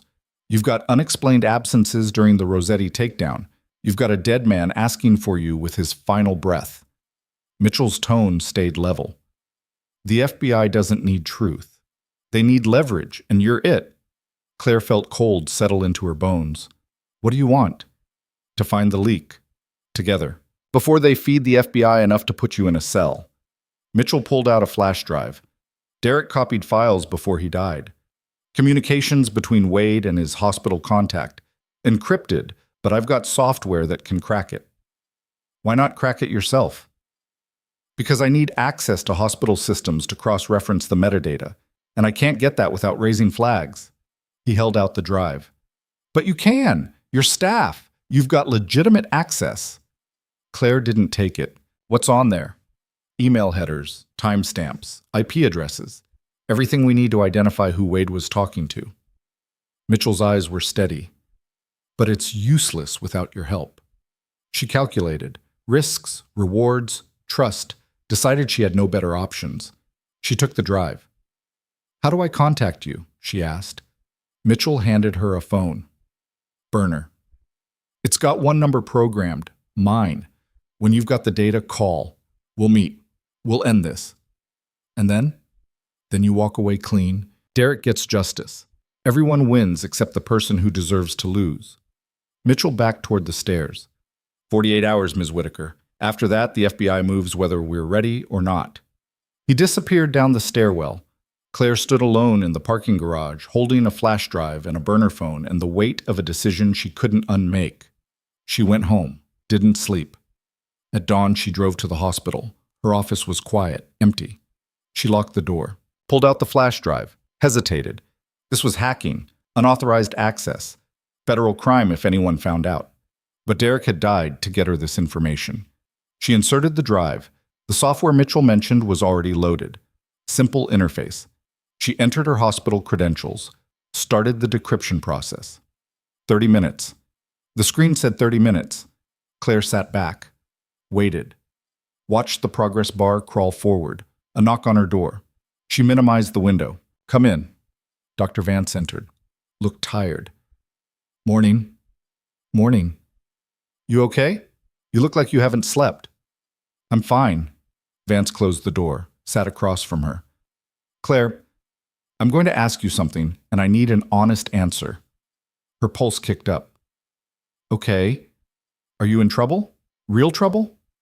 She met his eyes, saw concern there, genuine concern. I'm handling it. That's not an answer. It's the only answer I've got. Vance leaned forward. I've been a doctor for 23 years. I've seen people self-destruct under pressure, seen them make bad choices because they think they're alone. He paused. You're not alone, Claire. If you need help, I don't. Too fast, too sharp. Vance studied her, then he stood. All right, but my door's open. Remember that. He left. Claire exhaled slowly, checked the screen. 20 minutes remaining, the minutes crawled. She answered emails, reviewed protocols, pretended everything was normal while her stomach twisted. Finally, decryption complete. She opened the file. Emails. Dozens of them. Between Wade and an address she didn't recognize, the headers were there. Timestamps. IP addresses. She cross-referenced against hospital logs. Started narrowing. The IP addresses originated from hospital Wi-Fi. Multiple locations. Break room, surgical wing, administrative offices. But one pattern emerged. Most communications happened between midnight and 2 a.m., shifts when the hospital was quieter. Less traffic, less witnesses. Night shift. Claire pulled up the night shift schedules, cross-referenced with her suspect list. Rachel Kim, worked days, occasional swing shift, rarely nights. Dr. Hayes, days only, never nights. Torres. Security worked rotating shifts, sometimes nights, sometimes days. She dug deeper, found Torres' schedule for the past 6 weeks, matched it against the email timestamps. Perfect correlation. 80% of Wade's communications happened during Torres' night shifts. Claire felt her heart rate spike. Torres. Former cop. Security. Access to everything. Cameras. Files. Movement patterns. He could have been watching her for weeks, months, gathering information, feeding it to Wade. She picked up the burner phone, dialed Mitchell. He answered on the first ring. You found something? James Torres, hospital security, former LAPD. I've got timestamps matching his work schedule with Wade's communications. Claire kept her voice low. It's him. You're sure? 80% match. That's not coincidence. Mitchell was quiet for a moment. Where is he now? Claire checked the security office camera feed, something Torres had ironically given her access to during a protocol review. He was at his desk, watching monitors. Security office, ground floor. Can you get him alone? Why? Because we need him to confess. Give us something solid before the FBI moves. Mitchell's tone hardened. If Torres walks, he'll cover his tracks. Delete everything. We'll have nothing. What are you suggesting? Confront him. Get him talking. I'll be listening. Pause. Can you do that? Claire thought about Derek, about the offshore account, about prison cells and federal charges, and the way paranoia had eaten away at her life for 2 days straight. Yeah, she said. I can do that. Good. I'm 20 minutes out. Call me when you're in position. Keep the line open. Claire stood, checked her weapon, still holstered at her hip, concealed beneath her jacket. Grabbed her hospital ID, walked toward the security office like she was heading to her execution. Torres was alone when she arrived, watching camera feeds, drinking coffee that smelled like it had been sitting too long. He looked up, smiled. Hey, Claire, what brings you down here? Need to check footage from last week. Patient complained about a visitor. The lie came easy. Can you pull it up? Sure. Which day? Thursday. Evening shift, main entrance. Torres turned to his keyboard, started typing. Claire moved behind him. positioned herself between Torres and the door, pulled out the burner phone, hit dial, slipped it into her jacket pocket, line open. "What time Thursday?" Torres asked, still focused on the screen. "Actually, James, I need to ask you something else." He turned, noticed her position. His smile faded slightly. "Okay?" "Thomas Wade, you know that name?" Torres went very still.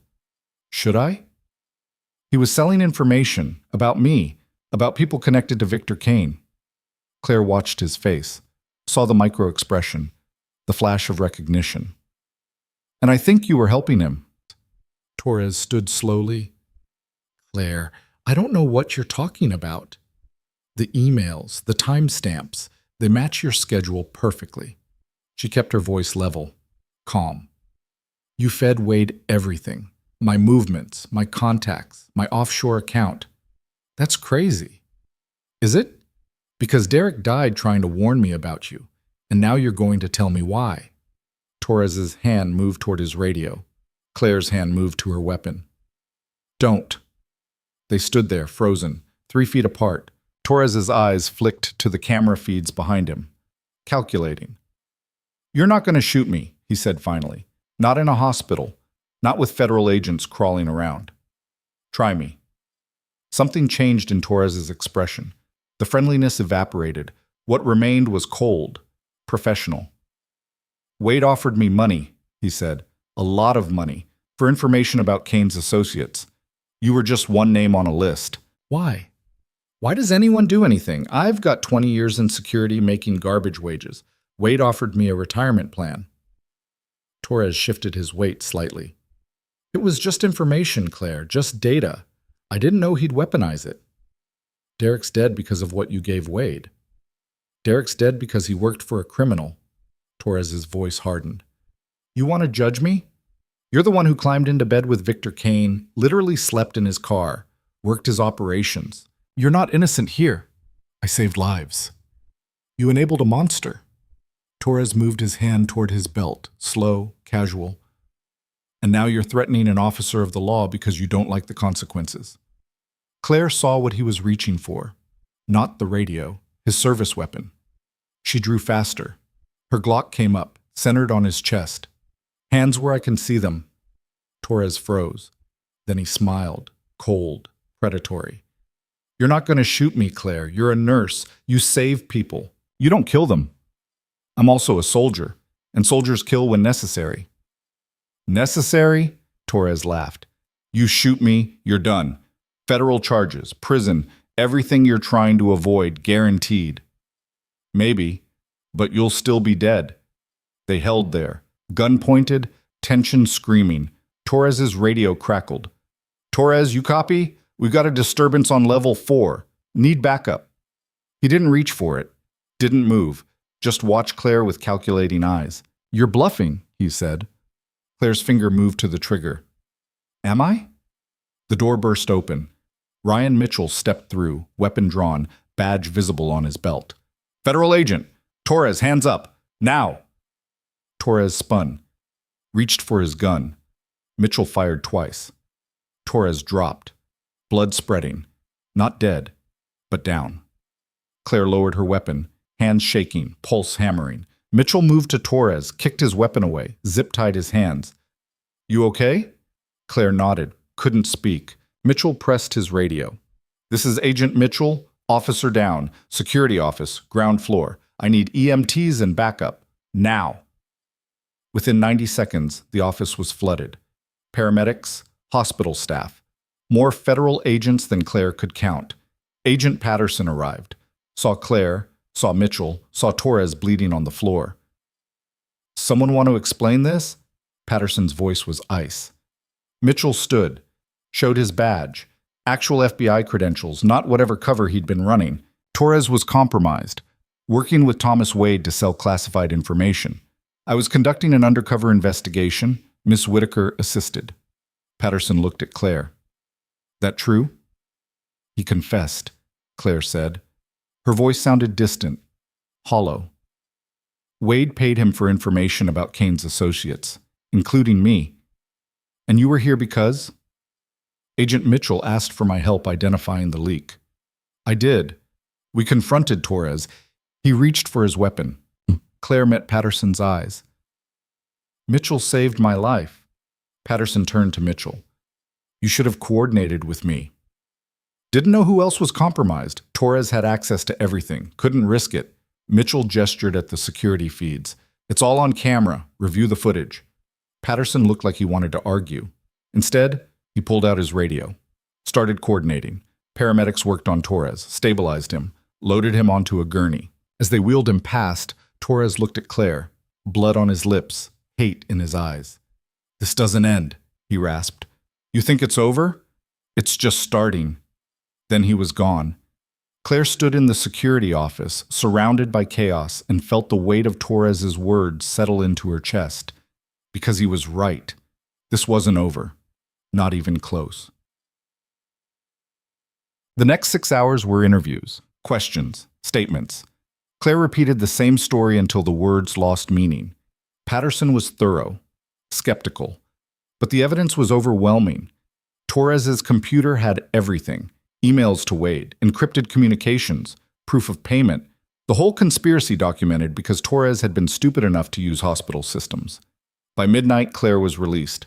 No charges, no holds, just a warning from Patterson to stay available. She walked to her car in the parking garage, exhausted, wrung out. Mitchell was leaning against her vehicle. You did good today, he said. Derek still died. Yeah, but Torres will answer for that. Mitchell handed her a folder. Everything's in here. Documentation of Wade's network, Torres's communications, names of everyone involved. Claire took it. Why give this to me? Because you deserve to know who was hunting you, and because... Mitchell paused. Because this doesn't end with Torres. Claire's stomach dropped. What do you mean? Torres was Wade's contact inside the hospital, but Wade had other contacts, other sources. Mitchell's expression was grim.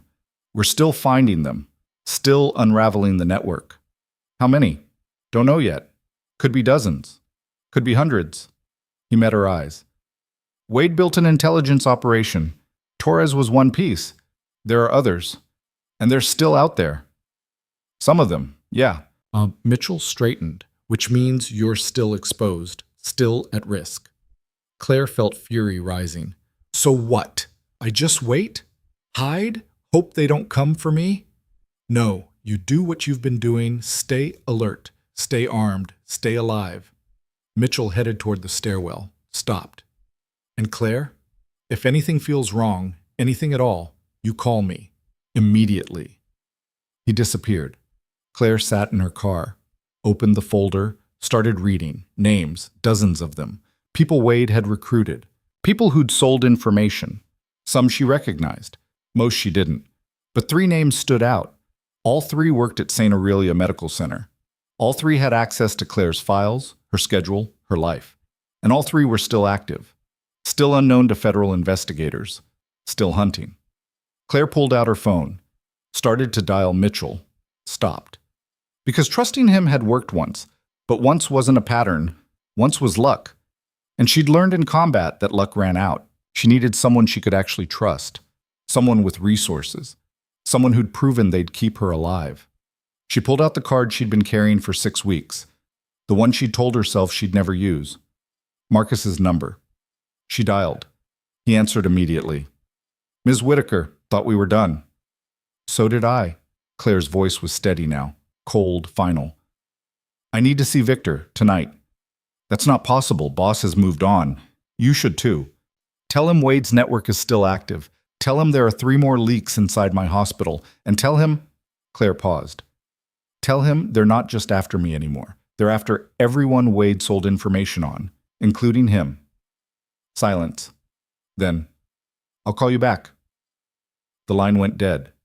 Claire sat in the darkness of the parking garage and waited. 30 minutes later, her phone rang. Same location as before. 1 hour. Marcus's voice. Come alone. Come armed. I'm always armed. She drove to the docks, the safe house, climbed the stairs like she'd done it 100 times. Victor was at the window again. Older. Harder. Something had changed in the weeks since they'd last spoken. You shouldn't be here, he said without turning. You're right, but I am anyway. Claire closed the door.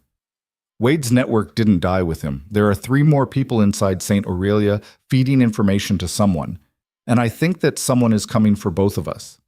Victor turned. You have proof? She handed him the folder. He read, face unchanging. When he finished, he set it down carefully. These 3 names, you're sure? Mitchell confirmed it. Federal investigation is ongoing, but they don't know about these 3 yet. Claire moved closer. Which gives us a window.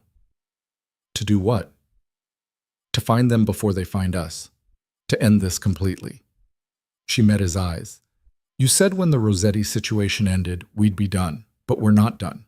We're just in a different war. Victor was quiet for a long moment. What are you asking? Help me identify these 3. Help me protect myself. Then we're actually done. Claire pulled out her weapon, set it on the table between them. I'm not asking you to fight my battles. I'm asking for information so I can fight them myself. Victor looked at the gun, looked at her. You've changed. I've adapted. There's a difference. He picked up the folder again, studied the 3 names. These people are professionals. If they're still operating, they're careful, paranoid. You won't catch them making mistakes.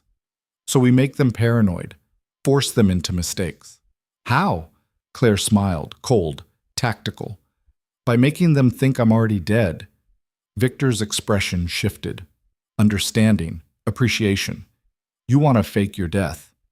I want to disappear publicly, completely.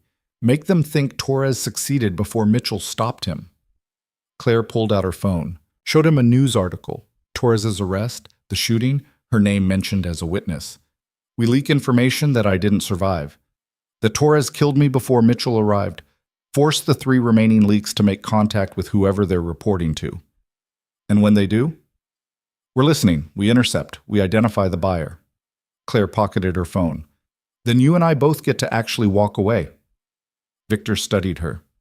This is dangerous. I know. If it fails, you're exposed. The FBI will know you faked your death. You'll face charges.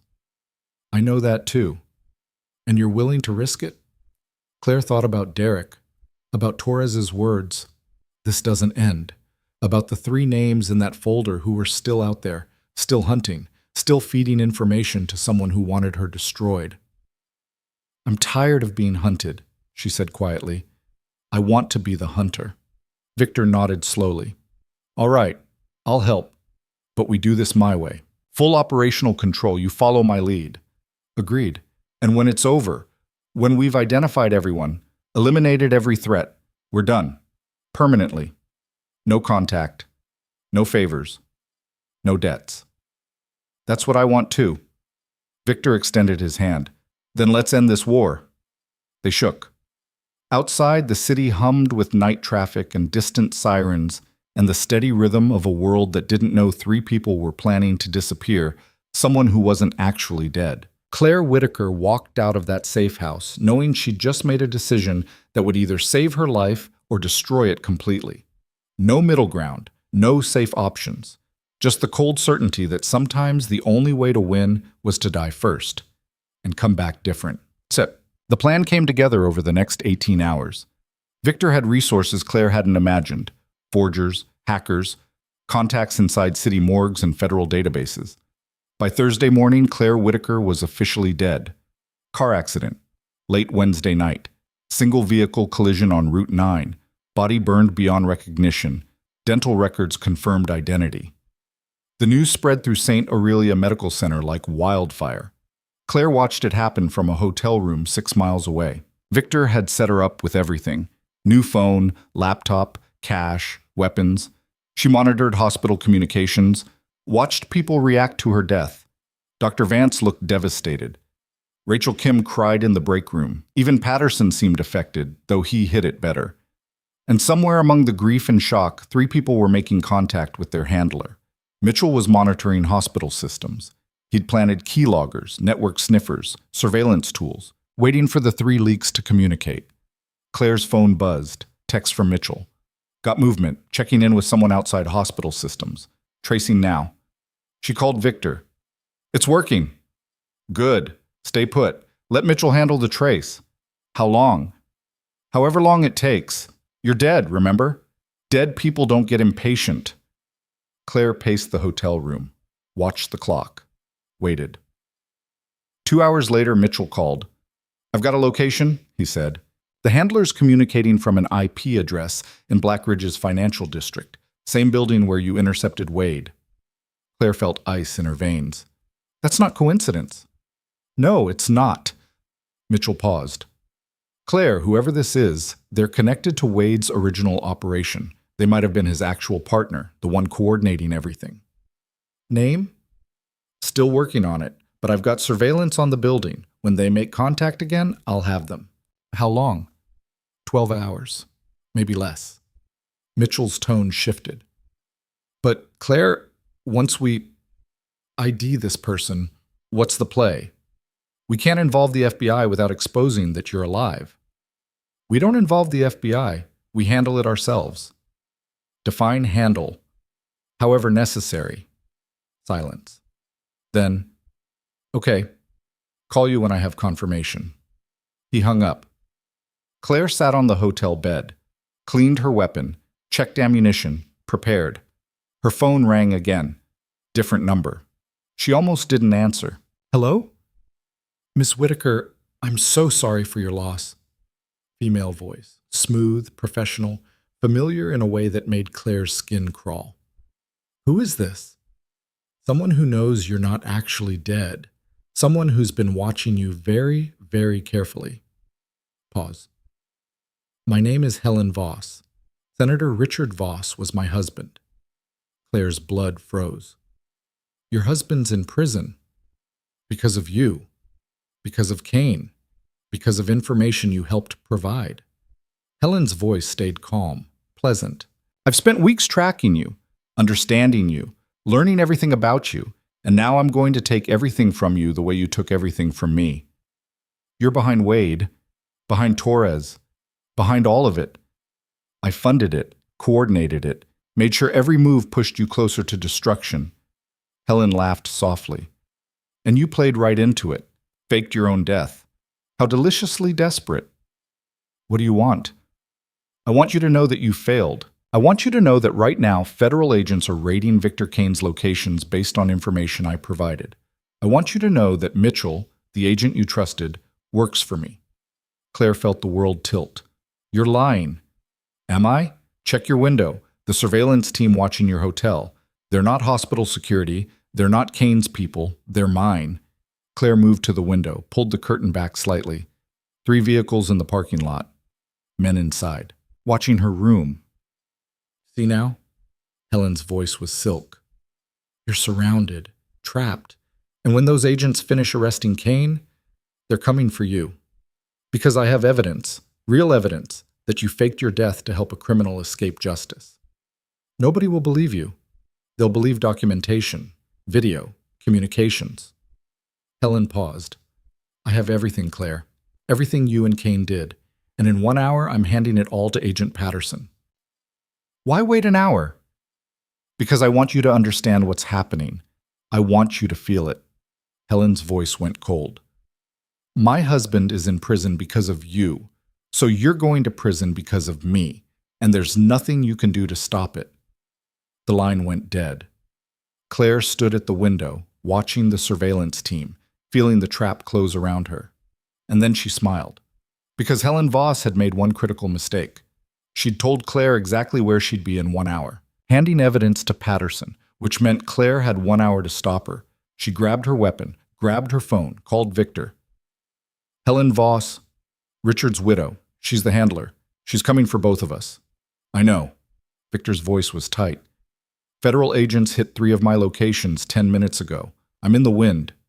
She's meeting Patterson in 1 hour, handing him everything. Where? Federal building. Has to be. That's protocol for evidence transfer. Then we've got 58 minutes to stop her. Victor paused. Can you get there? The hotel's watched. I'll have to go through them. Then go through them. Claire hung up, grabbed her jacket, checked her weapon one more time, opened the door. The hallway was empty. She moved fast, down the stairs, out the back exit. 2 men were waiting. They saw her, reached for weapons. She was faster. 2 shots. Both dropped. She ran for the parking lot, saw the surveillance vehicles converging, reached her car, started the engine, tires screamed as she reversed out. Gunfire. Her rear window exploded. She shifted into drive, floored it. The surveillance team followed. 3 vehicles. Professional drivers. Claire had been trained by the military. She ran 2 red lights, cut through an alley, lost 1 vehicle in traffic. The other 2 stayed close. She couldn't outrun them, so she didn't try. She led them exactly where she wanted them. 7th and Market. The parking garage. Level 3. She parked. Got out. Took cover behind a concrete pillar. The 2 vehicles arrived. 6 men total. All armed. They spread out. Professional, coordinated. Claire waited. Then Victor's people hit them from behind. It was over in 30 seconds. Suppressed weapons. Precise shots. No mercy. 6 bodies. No survivors. Marcus appeared from the shadows. Car's waiting. We've got 40 minutes. Claire followed him to a black SUV. Victor was inside. The federal building is locked down tight, he said. We can't just walk in. We don't need to. Claire pulled out her phone, called Mitchell's number. It went straight to voicemail. She called Patterson instead. He answered. Whitaker? You're supposed to be dead. Helen Voss is coming to you. Don't accept anything from her. Don't trust anything she says. How do you know? Because she's been running Wade's intelligence network. She's the one who's been trying to destroy both of us. And whatever evidence she's bringing you is fabricated. You expect me to believe that? I expect you to verify it before you act on it. Run the metadata. Check the timestamps. You'll find they're fake. Claire paused. Or you can trust the word of a woman whose husband you arrested and who's been planning revenge for weeks. Silence. Then, where are you? Coming to you. Don't let Helen leave that building. She hung up. They reached the federal building with 12 minutes to spare. Patterson was waiting outside with 4 agents. Claire got out. Hands visible. She's not here yet, Patterson said. She will be. 8 minutes later, a black sedan pulled up. Helen Voss stepped out. Mid-50s, elegant, perfectly composed. She saw Claire. Stopped cold. You're supposed to be dead, Helen said.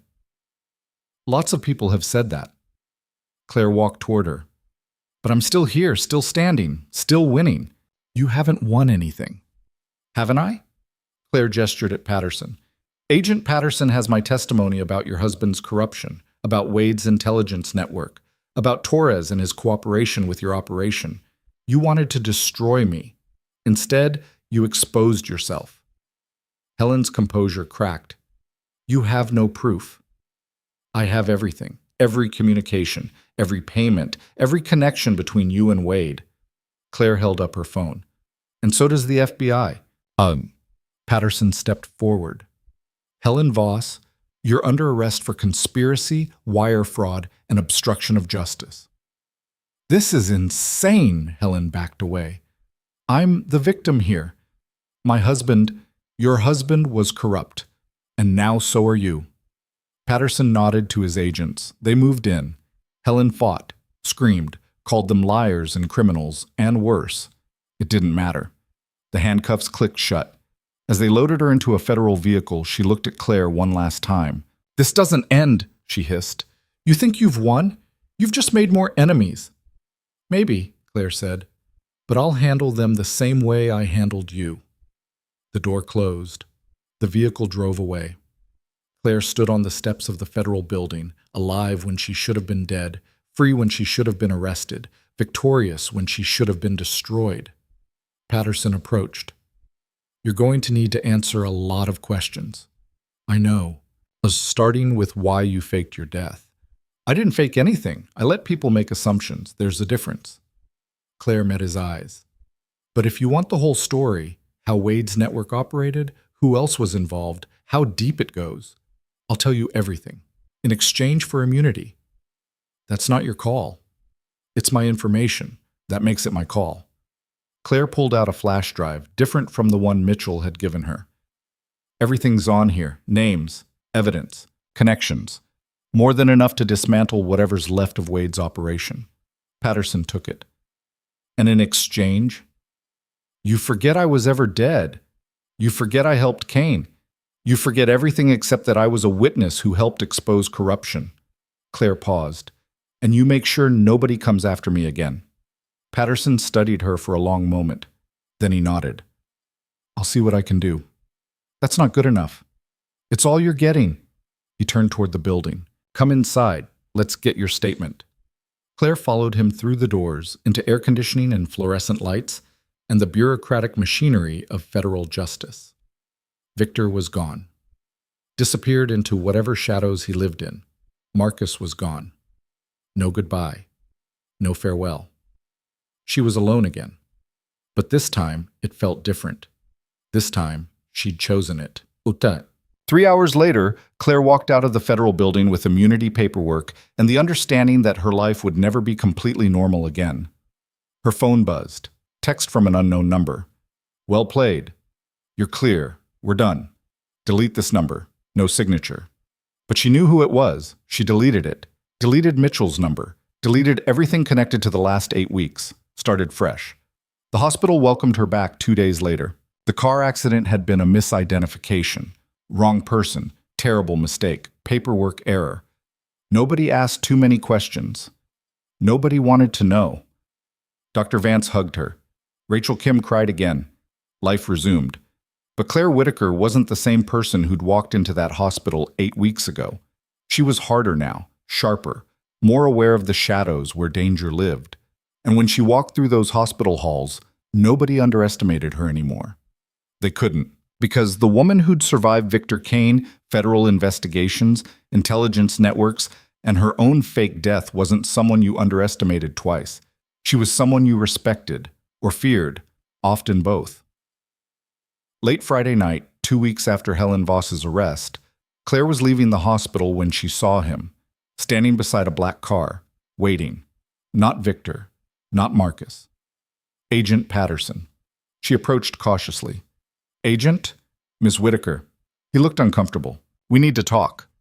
I gave you my statement. I've got immunity. What else is there? Patterson pulled out a folder, handed it to her. She opened it. Inside were photos. Surveillance images. A man she didn't recognize meeting with people she did. Federal officials. Hospital administrators. People who should have been clean. What am I looking at? She asked. A problem. One that's bigger than Wade. Bigger than Helen Voss. Patterson met her eyes. Someone's been running an intelligence operation out of Blackridge for years. Wade was just one asset. Helen was just one client. But there's someone above them. Someone we can't identify. Claire felt cold settle into her chest. And you're telling me this why? Because this person, whoever they are, they've been watching you specifically. Your file came up in 17 different communications, more than anyone else. Patterson's expression was grim. You're not just a witness anymore, Claire. You're a target, a primary target. So what do you want from me? Help us find them, before they find you. Claire looked at the photos, looked at Patterson, looked at her car, her freedom, her carefully reconstructed life. And then she looked at the hospital behind her, at the people inside who trusted her, who depended on her, who had no idea how close danger actually was. She closed the folder, handed it back. No. No? I'm done. I told you that. I meant it. Claire met his eyes. Find this person yourself. Leave me out of it. Claire? I said no. She walked to her car, got in, started the engine. Patterson knocked on her window. She rolled it down. They're not going to leave you alone, he said quietly. Not until they're caught, or you're dead. Then I guess you'd better catch them. Claire put the car in gear. Because I'm not dying again. She drove away, didn't look back. Got home. Locked the door. Drew the curtains. Sat in darkness with her weapon on the table and the terrible knowledge that Patterson was right. This wasn't over. It was never going to be over. Someone was still out there, still watching, still hunting, and sooner or later they'd make their move. Her phone buzzed. Unknown number. She almost threw it across the room. Instead, she answered. Miss Whitaker. The voice was digitally altered. Gender unclear. Age impossible to determine. You're very good at surviving, but survival only delays the inevitable. Who is this? Someone who's been watching you for a very long time. Someone who knows everything about you, including, the voice paused, including what you did in Mosul, the thing you've never told anyone, the reason you really left the military. Claire's blood turned to ice. How do you know about that? I know everything, and soon everyone else will too, unless… The line went dead. Claire sat frozen, staring at her phone, feeling the past reach up through years of carefully constructed distance and grab her by the throat. Because Mosul wasn't just a deployment, it was the place where Claire Whitaker had made a choice, a terrible choice, a choice that had saved 50 lives and cost 3, a choice nobody was supposed to know about, ever. And now someone did. Claire's apartment felt smaller, the walls closer. She stood and paced, weapons still on the table, phone still in her hand showing a call that had disconnected 90 seconds ago. Mosul wasn't supposed to exist in her present. It was buried deep. Classified reports, sealed testimonies, memories she'd locked away so thoroughly she sometimes forgot they were real. 3 bodies, 50 saved, math that should have been simple, except the 3 had been civilians, and the 50 had been soldiers who'd survived because Claire had made a call, no protocol covered. Triage in a combat zone. Resources stretched past breaking. A field hospital under siege. She'd had to choose who got the last units of O-negative blood. 3 Iraqi civilians with shrapnel wounds or 50 American soldiers with catastrophic trauma from an IED strike. She'd chosen the soldiers, watched the civilians die, written it up as resource depletion. Nobody questioned it. Nobody should have known it was anything else. But someone did. Her phone rang again, same unknown number. She answered without speaking. "You're wondering how I know," the distorted voice said. "You're wondering who I am. You're wondering what I want." All of the above. I want you to understand that you're not untouchable, that your past has consequences, that everything you've built can collapse.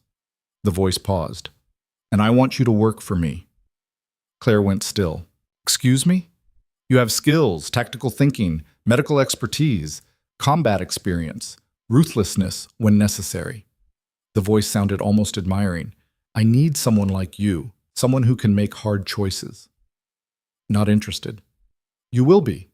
Because the alternative is I release what I know about Mosul. The medical review board investigates. Your license gets suspended. Your career ends. And everyone learns that Claire Whitaker let 3 people die to save 50 others." Pause. War crime or tactical necessity? The court of public opinion won't care about the distinction.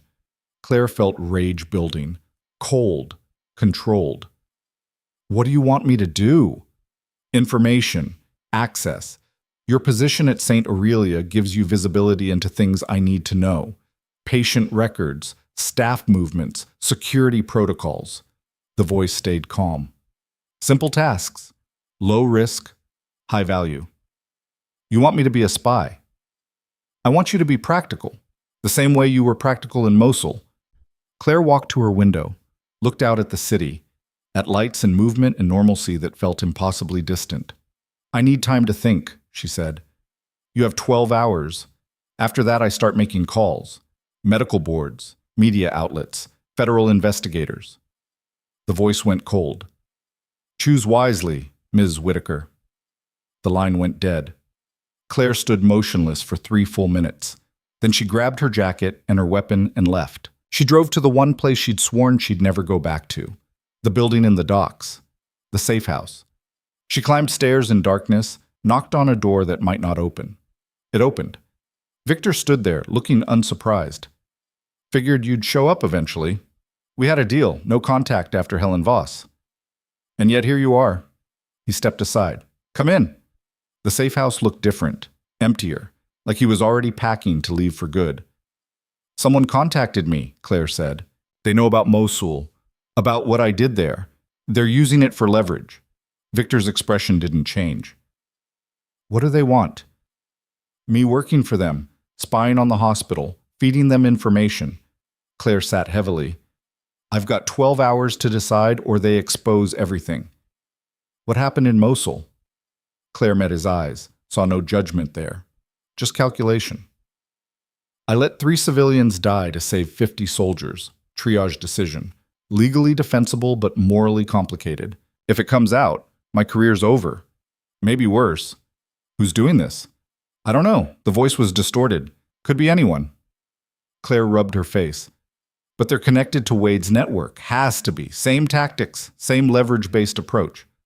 Victor moved to his laptop, started typing. Give me the phone number they called from. Claire recited it, watched him work. Burner phone. Routed through multiple VPNs. Sophisticated.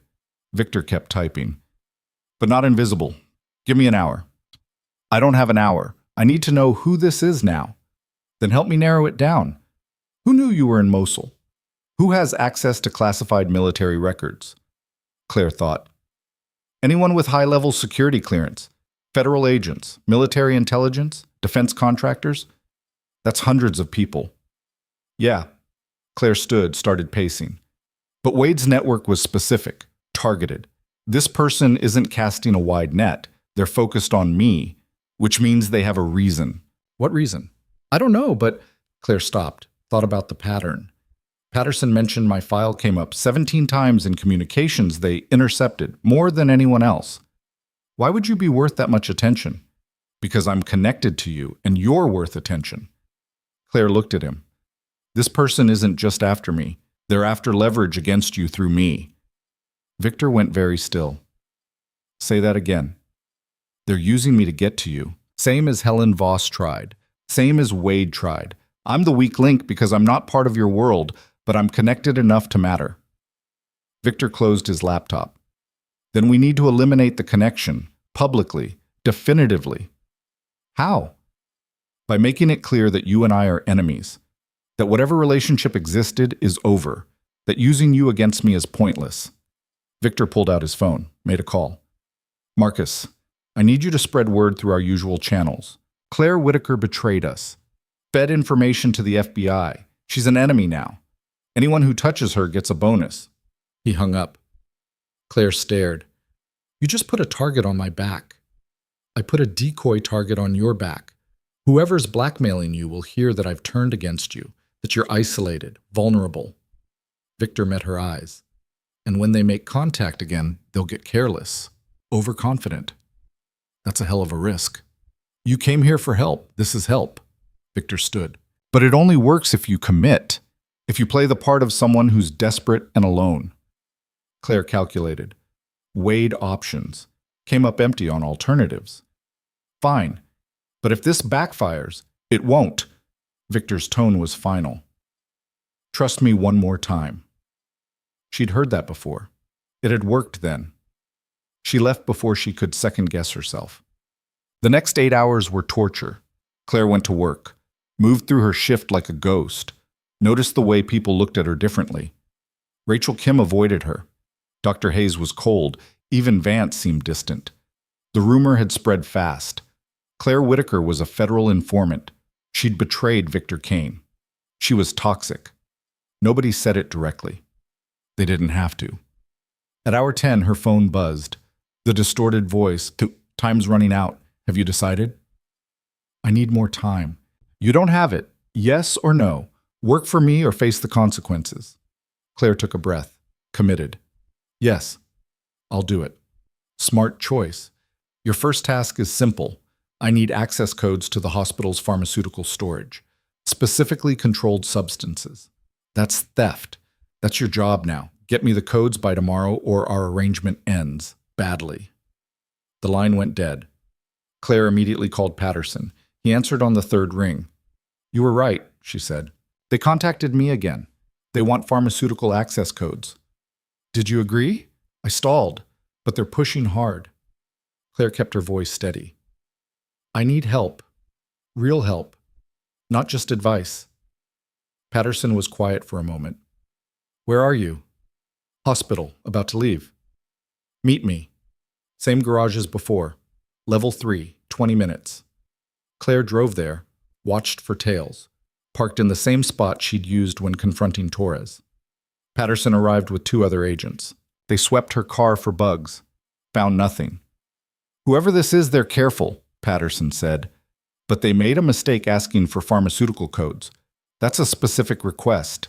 Narrows the field. How? Only certain types of operations need clean pharma access, not street dealers, not small-time criminals. Patterson pulled up a tablet. We're talking medical fraud networks, insurance schemes, black market organ trade. Claire felt sick. Organ trade? It's rare, but it happens. Illegal transplants for people who can't wait on official lists. Requires access to immunosuppressants, antibiotics, surgical supplies. Patterson showed her a file. We've been tracking a network operating out of the East Coast. They've got connections in 3 major cities. Blackridge is one of them. You think they're who's blackmailing me? I think it's possible, and if it is, Patterson paused.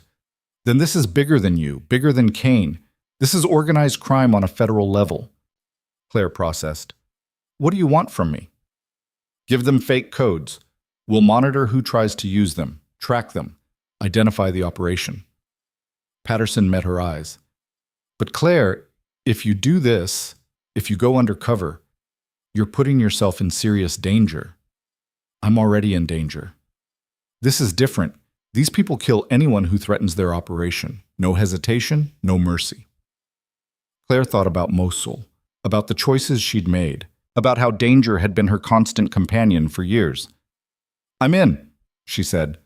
Patterson nodded. Okay, we'll set you up with a handler, wire, protocols, everything. He hesitated. But I need you to understand, once you start this, there's no walking away until it's done. I understand. They spent the next 2 hours preparing fake pharmaceutical codes that would trigger alerts when accessed. A wire so small it was nearly invisible. Emergency protocols if things went wrong. At hour 12 exactly, Claire's phone rang. The distorted voice, "Time's up. Do you have the codes?" "Yes. Text them to this number." Claire sent the fake codes Patterson had prepared, waited. Good. I'll verify these within the hour. If they're legitimate, you'll receive your next assignment. If they're fake, the voice paused. Then I release everything about Mosul and you lose everything. The call ended. Patterson was listening through her wire. They'll try to access the system within 90 minutes. We'll be ready. Claire went home, waited, watched the clock. 68 minutes later, her phone buzzed. Text from Patterson. Got a hit. Someone tried to use the codes from an IP address in Blackridge. Tracing now. She called him. Who? Still working on it, but Claire, the access attempt came from inside St. Aurelia Medical Center. Her blood went cold. When? 12 minutes ago. They're still inside the building. Claire was already moving, grabbed her weapon, ran for her car. She reached the hospital in 8 minutes, parked illegally, ran inside. Patterson was already there with 4 agents. They'd locked down the pharmaceutical storage area. We've got them cornered, Patterson said. 2nd floor, supply room C. They realized the codes were fake and tried to run. We blocked the exits. Who is it? Don't know yet. They're not responding to commands. Thus, Claire followed Patterson and his team up the stairs. They positioned themselves outside supply room C. Patterson called out, "Federal agents, come out with your hands visible." Silence. Then gunfire. Everyone dropped. Bullets punched through the door. Patterson returned fire. The door splintered. Claire stayed low, weapon drawn, adrenaline spiking. The shooting stopped. Patterson signaled his team. They breached. More gunfire, shouting, then silence. Patterson emerged. Clear. 1 suspect down. 1 in custody. Claire entered the room. The person in custody was on the floor, hands zip-tied, bleeding from a shoulder wound. Dr. Leonard Hayes. Claire stared. What? Hayes looked up, blood on his face, hate in his eyes. You ruined everything. Patterson hauled him up. Leonard Hayes, you're under arrest for... I know what I'm arrested for.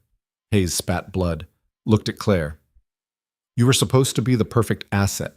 Military background, trauma skills, access to everything, but you had to play hero. You're the one blackmailing me, Claire said. You're behind all of it. I'm behind the smartest medical fraud operation on the East Coast. Was, anyway. Hayes laughed bitterly.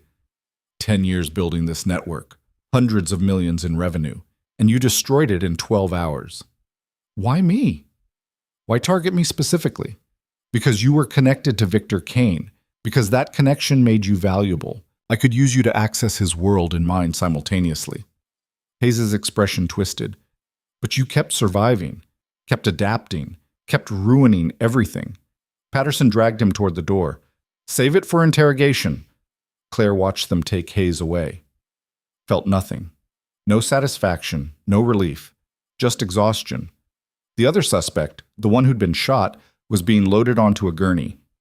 Young guy, mid-20s, hospital orderly badge visible. He looked at Claire as they wheeled him past. He said we'd be rich, said it was victimless. It's never victimless, Claire said quietly. Patterson approached. We're sweeping the hospital, looking for more conspirators. Hayes won't talk yet, but we've got his laptop. Should have everything we need. How did you not know? Claire asked. Hayes has been here for years. How did he stay hidden? Because he was careful. Used other people to do the actual theft. Stayed in the background. Classic criminal intelligence. Patterson paused. But he made one mistake. He went after you, and you don't go down easy. No, Claire agreed. I don't. The next 72 hours were a blur. Federal investigators swarmed St. Aurelia. They arrested 4 more hospital staff members, seized computers, documented everything. The news broke on day 2. Massive medical fraud ring exposed. Millions in stolen pharmaceuticals. Illegal organ transplant network dismantled. Dr. Leonard Hayes' name was everywhere. His face, his background, the scope of what he'd built. Claire's name wasn't mentioned. Patterson had kept his word. On day 4, Vance called Claire into his office. I owe you an apology, he said without preamble. For what? For believing the rumors. For treating you differently when I heard you'd betrayed Kane. Vance shook his head. I should have known better, should have trusted you. The rumors were supposed to be believed. That was the point. Doesn't make it right. Vance leaned forward. Claire, the board wants to recognize your role in exposing Hayes. They're talking about a commendation. A public acknowledgement. No. No? I don't want recognition. I don't want attention. I just want to do my job. Claire met his eyes. Can you make that happen? Vance studied her for a long moment, then nodded. Yeah, I can do that. Good. She left his office and went back to work. Back to trauma protocols and training residents and saving lives one shift at a time. 2 weeks passed. Hayes was formally charged. His network collapsed completely. The FBI recovered millions in stolen pharmaceuticals and shut down 3 illegal transplant facilities. Claire received a letter, no return address. She opened it in her apartment. Inside was a single sentence in precise handwriting. You're clear. Mosul stays buried. We're even now. V. She burned it, watched the paper curl and blacken, let the ashes scatter. Victor Kane had kept his word. Again. That night, Claire slept without nightmares for the first time in months. 3 weeks after Hayes' arrest, Claire was leaving the hospital when she saw her. A woman, mid-40s, elegant, standing beside a luxury sedan, watching. Claire recognized her immediately from the files Patterson had shown her weeks ago. Senator Catherine Monroe, head of the Senate Intelligence Committee, former military, current power broker, and according to classified documents Claire had seen, potentially connected to the intelligence network Wade had been part of. Monroe approached. Ms. Whitaker, may I have a moment? Claire's hand moved toward her concealed weapon. Depends. Are you armed? Monroe smiled. Only with conversation. Then talk. I've been watching your career with interest.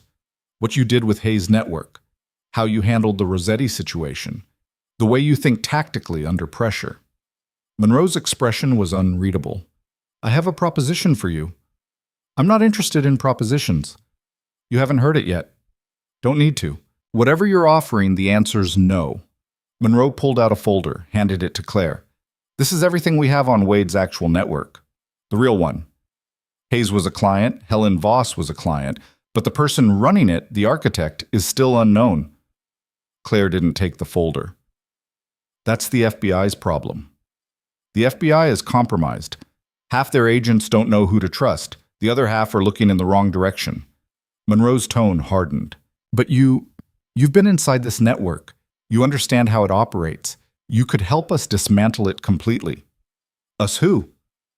A task force, off the books, congressional oversight, focused on rooting out corruption at every level. Monroe gestured at the folder.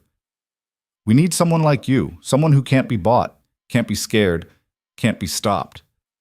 Claire looked at the folder, thought about Wade, about Hayes, about the dozen other enemies who'd tried to destroy her and failed. What makes you think I can't be stopped? She asked quietly. Because you're still standing, despite everything. Monroe's smile was thin. And because people who survive what you've survived don't stop fighting, they just choose better battles. Claire took the folder, opened it. Inside were photos, names, connections she recognized, and some she didn't, but one name stood out, one face, someone she'd seen before, recently, someone who'd been in the background during the Rossetti situation, during Hayes' arrest, during Helen Voss's takedown. Always there, always watching, never directly involved. Claire's blood ran cold. When did you take this photo? She asked, pointing at one image. 6 months ago. Federal building in D.C. Why? Because this person... Claire tapped the photo. I've seen them. Multiple times. In Blackridge. Monroe leaned in. Where? At the hospital. At federal operations. Always in the periphery, always. Claire trailed off. Understanding crystallized. Always in positions to observe without participating. That's our primary suspect. We codenamed them Architect. But we don't have a real name, don't have confirmation. Monroe's eyes were sharp. If you've seen them in Blackridge, if you can ID them, I need to make a call. Claire pulled out her phone, called Patterson. Claire, what's wrong? The person in your office yesterday.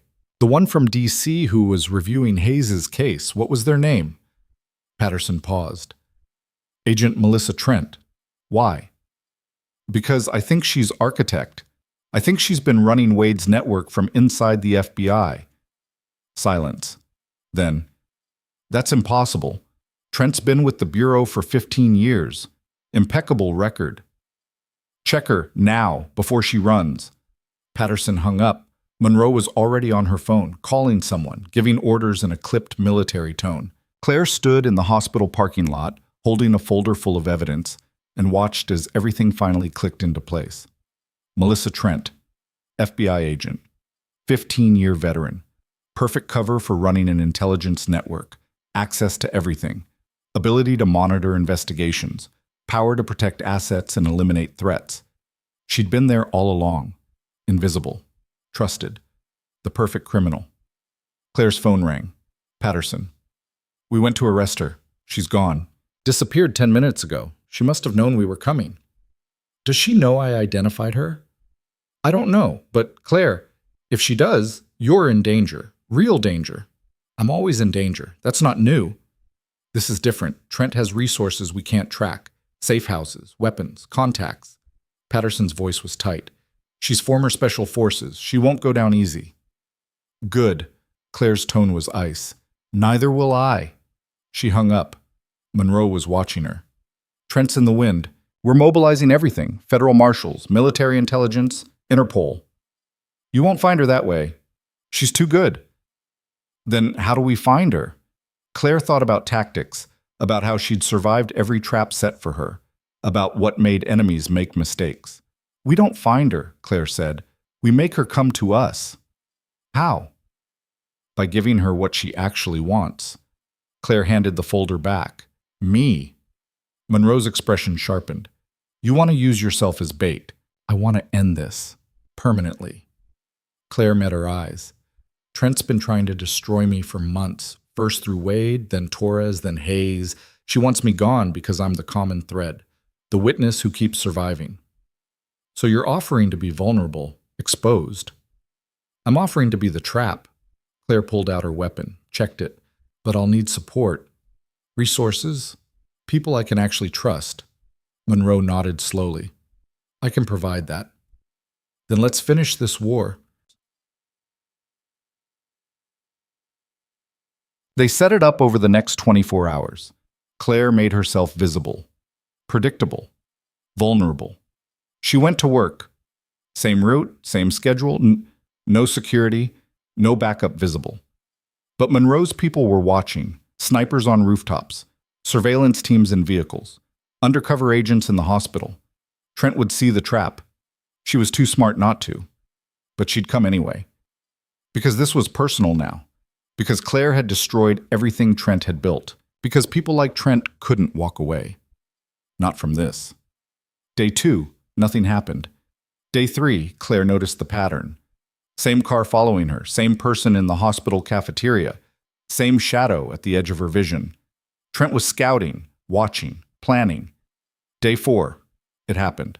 Claire was leaving the hospital through the parking garage, level 3, same place everything else had gone wrong, when she saw her. Melissa Trent, standing beside Claire's car, weapon visible, expression calm. Miss Whitaker, we need to talk. Claire stopped 10 feet away, kept her hands visible. About? About how this ends, peacefully or violently. Your choice. I choose violently. Trent almost smiled. I expected that. But before we get there, I want you to understand something. She gestured around. Your backup, Monroe's people?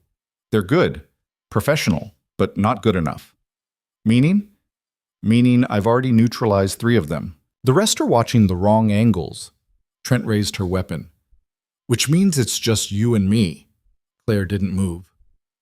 You think you can kill me and walk away? I think I can kill you and disappear before anyone knows what happened. Trent's aim was steady. I've done it before, dozens of times. You're just one more loose end. Except I'm not loose, and I'm not ending. Claire dove behind a concrete pillar as Trent fired. The bullet sparked off stone. Claire returned fire. Twice. Center mass. Trent was already moving. Fast. Professional. She took cover behind a vehicle. You're good, Trent called out. Better than I expected, but you're not special forces. You're a nurse playing soldier. And you're a criminal playing cop, Claire shot back. How many people did you kill building Wade's network? How many lives destroyed? Hundreds, maybe thousands. Trent fired twice. Both rounds came close. But I sleep fine, because I understood the game. Kill or be killed. Win or lose. There's no middle ground. There's justice. Justice is what the powerful call revenge when they win. Trent moved. Claire tracked the sound. You think you're the hero here? You're not. You're just another player who got lucky. Claire waited, listened, heard the scuff of boot on concrete. She spun out from cover, fired 3 times. 1 shot hit. Trent staggered, dropped behind a car. Claire advanced, weapon up, breathing controlled. You're bleeding, Claire said. You're done. Not yet. Trent's voice was strained, pained. I've got 1 more play. She rolled out, weapon coming up. Claire fired first. 4 shots. Chest, throat, head. Trent dropped. Didn't move again. Claire stood over her, watched blood pool, waited for movement that didn't come. Then Monroe's people flooded in. Agents, marshals, medical teams. Patterson arrived 90 seconds later. Looked at Trent. Looked at Claire. Is it over? He asked. Claire holstered her weapon. Yeah, it's over. The cleanup took weeks. Trent's network was massive. Dozens of arrests, hundreds of files, evidence of corruption spanning 15 years. Claire's name appeared in exactly 0 reports. Monroe kept her word. The hospital returned to normal. Hayes's trial proceeded. Life resumed. Claire was in her office when Vance knocked. Got a minute? He asked. Sure. He sat. Looked uncomfortable. The board wants to offer you a promotion. Chief of Trauma Services, full department authority, significant raise. I'm happy where I am. I told them you'd say that. Vance smiled slightly. But Claire, you've earned this. Everything you've done, everything you've survived. You deserve recognition. I don't want recognition. I want to do the work. Then do it from a position where you can make bigger changes, help more people, build something that lasts. Vance leaned forward. You're wasted as a coordinator. You're meant to lead. Claire thought about it, about the residents she'd trained, the protocols she'd implemented, the lives saved because she'd made the system better. I'll think about it, she said. That's all I ask. After he left, Claire sat in silence, thought about the past 3 months, about Victor Kane and federal agents and criminal networks and all the ways she'd nearly died, about Mosul, about the choices that haunted her, about the person she'd been versus the person she'd become. Her phone rang. Unknown number. She almost didn't answer, but she was tired of running from unknowns. Hello? Miss Whitaker, this is Special Agent Liu, FBI Counterintelligence. A woman's voice, professional. I'm calling because we've finished analyzing Melissa Trent's files. And? And we found something, evidence of another network, bigger than Trent's, more sophisticated. Liu paused. You're mentioned in their communications. Repeatedly. Claire felt cold flood her system. How many times? 47 separate references across 6 months. They've been tracking you, studying you, planning something. Planning what? We don't know yet, but Miss Whitaker, whoever this is, they're serious, well-funded, extremely dangerous. Liu's tone was grave. I'm recommending you enter protective custody until we can— No. Excuse me? I said no. I'm not hiding. I'm not running. Claire stood, looked out her office window at the city she'd fought to protect. If they want me, they can come find me. I'll be right here. That's not wise. Probably not. But it's my choice. Claire paused. Send me everything you have. I'll review it. If I see something you missed, I'll call. Miss Whitaker, send the files, Agent Liu. She hung up, sat back down, stared at her hands. Steady hands, surgeon's hands, soldier's hands, hands that had saved hundreds of lives and taken a few when necessary. Her phone buzzed. Email from Liu. Encrypted files. Password protected. Claire opened them. Started reading. Names, dates, operations. A network that made Wade's look amateurish and Trent's look small-time. And at the center of it, a single code name. Phoenix. No real name. No photo. Just a ghost who'd been operating for years. Building something vast. Something terrifying. Something that considered Claire Whitaker a primary target. She read for 2 hours, cross-referenced, made notes, saw patterns emerge. Then she saw it. One detail that didn't fit. One connection that made her blood freeze. A reference to Mosul. Not the official story, the real story. The 3 civilians, the 50 soldiers. Phoenix knew, had always known. And they'd been using that knowledge to manipulate everything. Wade, Trent, Hayes, all of them. Claire had thought she was fighting separate enemies, but they'd all been moves in a single game. A game Phoenix had been playing from the start. A game that wasn't over. Her phone rang. Private number she recognized. She answered. Victor? You saw the files. Not a question. Yeah. Then you know what's coming. I know someone's been playing Puppet Master for months, using everyone around me to push me in specific directions. Claire's voice was cold. I know I've been dancing on strings. We both have. Victor's tone was grim. Phoenix has been positioning us, testing us, preparing something. Preparing what? I don't know. But Claire, whatever it is, it's happening soon. The pattern's accelerating. Victor paused. You need to disappear, actually disappear before it's too late. I'm done disappearing. Then you're going to die. Maybe, but not quietly, not without a fight. Claire closed the files, made a decision. Victor, I need one more favor. We're supposed to be done. I know, but this is bigger than both of us. Bigger than anything we've faced. Claire pulled up a specific file. Phoenix has been targeting both of us simultaneously, using us against each other, keeping us separated so we couldn't compare notes. But if we work together, we might survive, Victor finished, or we might give them exactly what they want. It's a risk either way. Victor was quiet for a long moment. Then, what do you need? Everything you know about Phoenix, every contact, every suspicion, every guess. That's going to take time. We don't have time. Liu said the pattern's accelerating. Claire stood, grabbed her jacket. Meet me. 2 hours. We pool everything. We find this ghost. We end them. Where? Where it started. The parking garage. Level 3. That's exposed. Good. Let them watch. Let them know we're coming. Claire headed for the door. 2 hours, Victor. Don't be late. She hung up, walked out of her office, through the hospital, through past colleagues who didn't know she was about to wage war against an enemy she couldn't see, past residents she'd trained, past patients she'd saved, past a life she'd built from ashes. Outside, night had fallen, cold, clear, stars visible despite city lights. Claire got in her car, started the engine, sat for a moment thinking about choices and consequences and how many times she could walk into fire before burning. Then she drove toward the parking garage, toward Victor Kane, toward whatever Phoenix had planned, toward the end of everything, or the beginning. She'd know in 2 hours. The garage was empty when she arrived. Level 3. Same concrete pillars, same shadows. Same place where she'd confronted Torres and almost died. She parked, got out, checked her weapon, waited. Victor arrived 10 minutes early. Marcus with him, both armed. You brought backup, Claire said. So did you.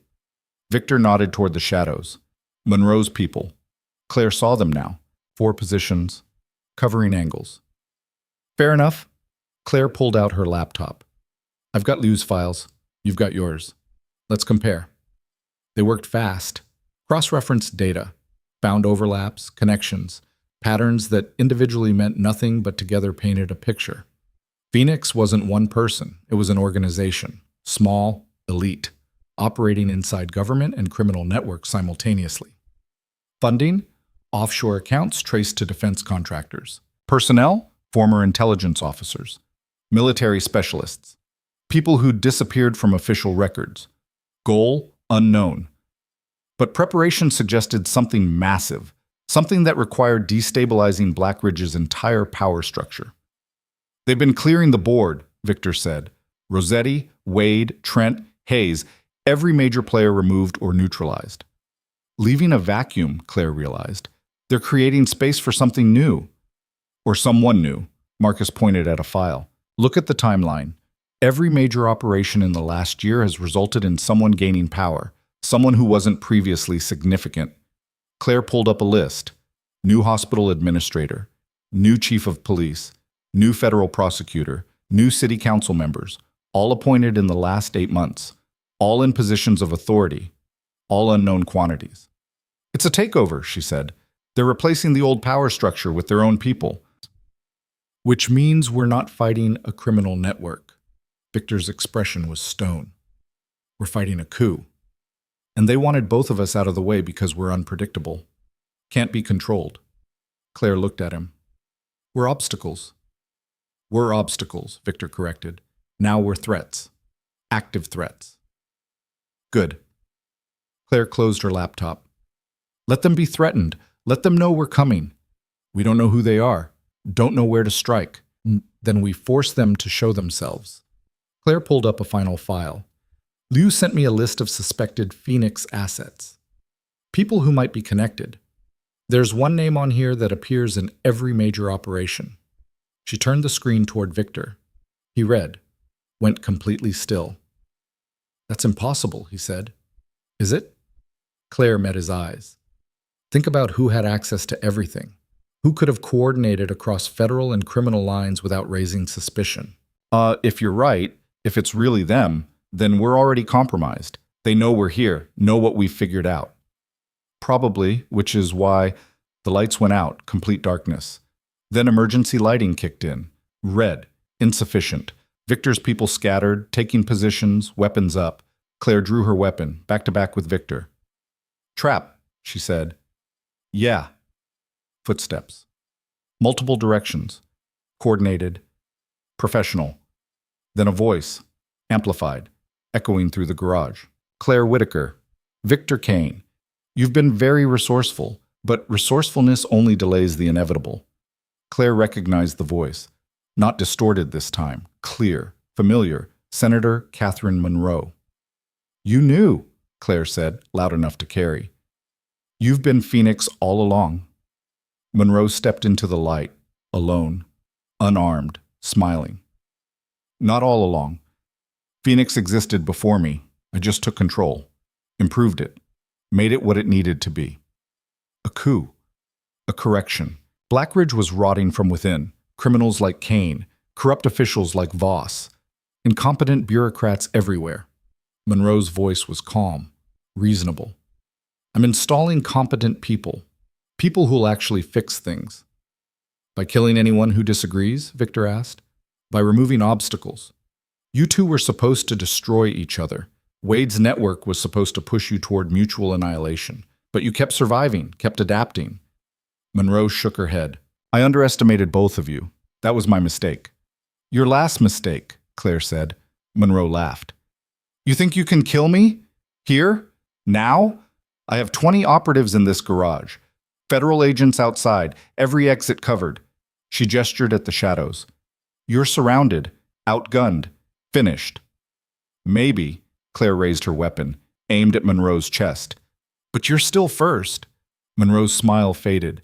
You won't shoot. You're a nurse. You save lives.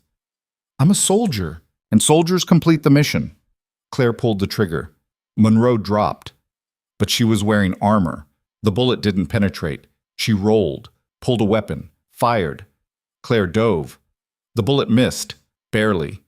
Then chaos erupted. Monroe's people emerged from shadows. Victor's people engaged. Gunfire everywhere. Claire stayed low, moved, flanked, found Monroe reloading behind a pillar. It's over, Claire said. Monroe looked up. No fear, just calculation. Is it? You shoot me. My people kill yours. You let me go. I disappear and rebuild. Either way, I win. There's a third option, which is you surrender, face trial, let justice actually work. Monroe laughed. Justice doesn't work. That's the whole point. That's why Phoenix exists, to force change when the system can't. Then you've already lost, because the system just worked. FBI's been listening this whole time. Claire gestured at her collar, the wire. Everything you said, everything you admitted, recorded, transmitted, Agent Lou's got it all.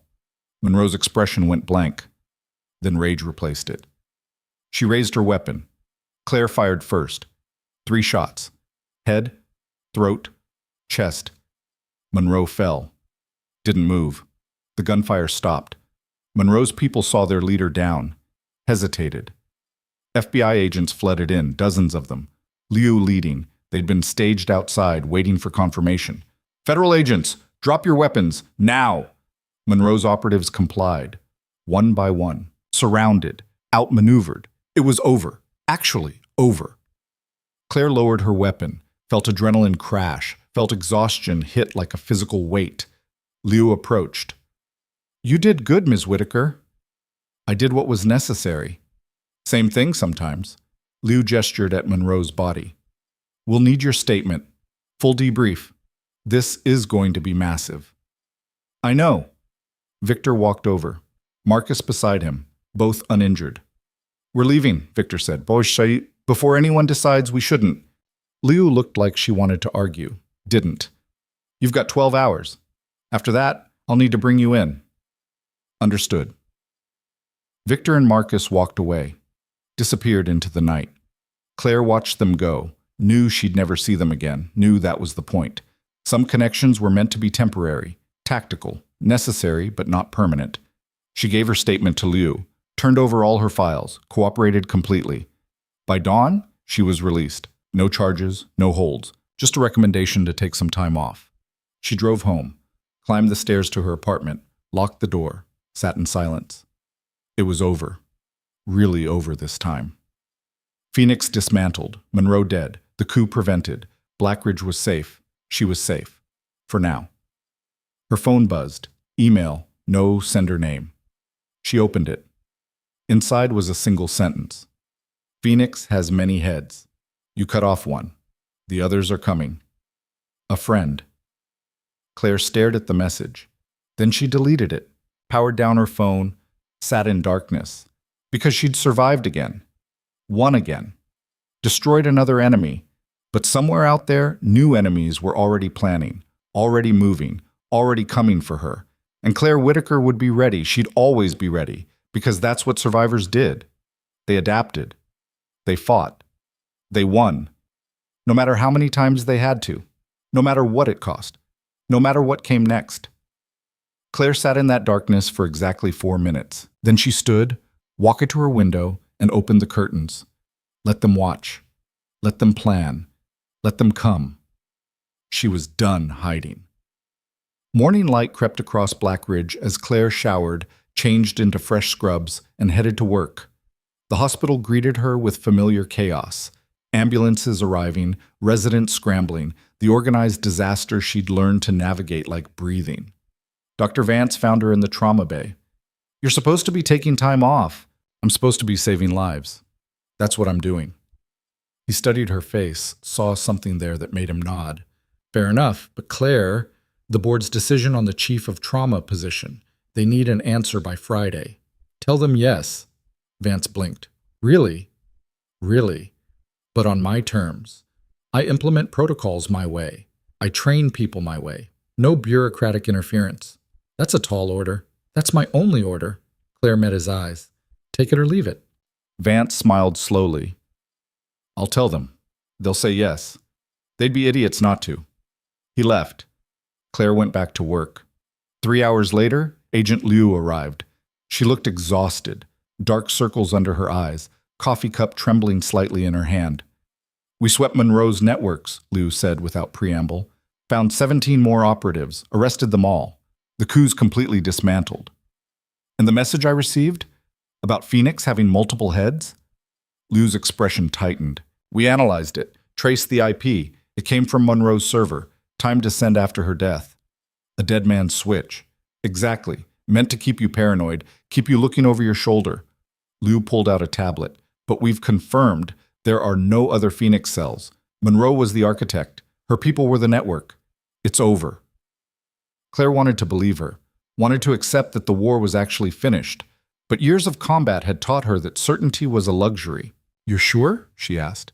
"As sure as we can be. We've got evidence, confessions, financial records. Monroe built Phoenix from scratch over 8 years. Recruited every member personally. There's no secondary structure, no contingency organization." Liu set the tablet down. She was arrogant enough to think she was irreplaceable. She was wrong. About a lot of things. Liu paused. "Including you. She thought you'd break eventually. Thought the pressure would make you fold or run. She didn't understand that some people get stronger under fire." Claire thought about Mosul, about the choice she'd made, about the 50 lives saved and the 3 lost, and how that weight had shaped everything since. "Pressure doesn't break everyone," Claire said quietly. "Sometimes it just burns away everything unnecessary." Liu nodded. "I'll need you to testify. When the trials start, there'll be congressional hearings, media attention. Your name will come out." "I know. Are you ready for that?" Claire looked around the trauma bay, at residents she'd trained, at patients being saved, at a system she'd helped build into something functional. "Yeah," she said. "I'm ready." Liu left. Claire returned to work. The day blurred, 3 stabbings, a cardiac arrest, one guy who'd somehow gotten a fishing hook embedded in his eye. Standard chaos. As evening approached, her phone rang. "Private number?" She answered. "Victor? Heard the news. Monroe's network is gone. Completely. And you're staying in Black Ridge, taking the promotion. How do you know that?" "I make it my business to know." Victor paused. "You're sure? You could disappear, start fresh somewhere, nobody knows your name." "I'm done disappearing, done running, done being invisible." Claire walked to the window, looked out at the city. "This is my home. I fought for it. I'm staying." "Fair enough." Victor's tone shifted. "Then I should tell you. I'm leaving." Claire felt something tighten in her chest. "Where?" "Somewhere quiet. Somewhere I can actually retire. I've spent 20 years in this life. Time to try another one." He paused. "You showed me it's possible to walk away, to choose something different. You're not a retirement type. Maybe not, but I'm willing to try." Victor's voice softened. "Thank you, Claire, for everything.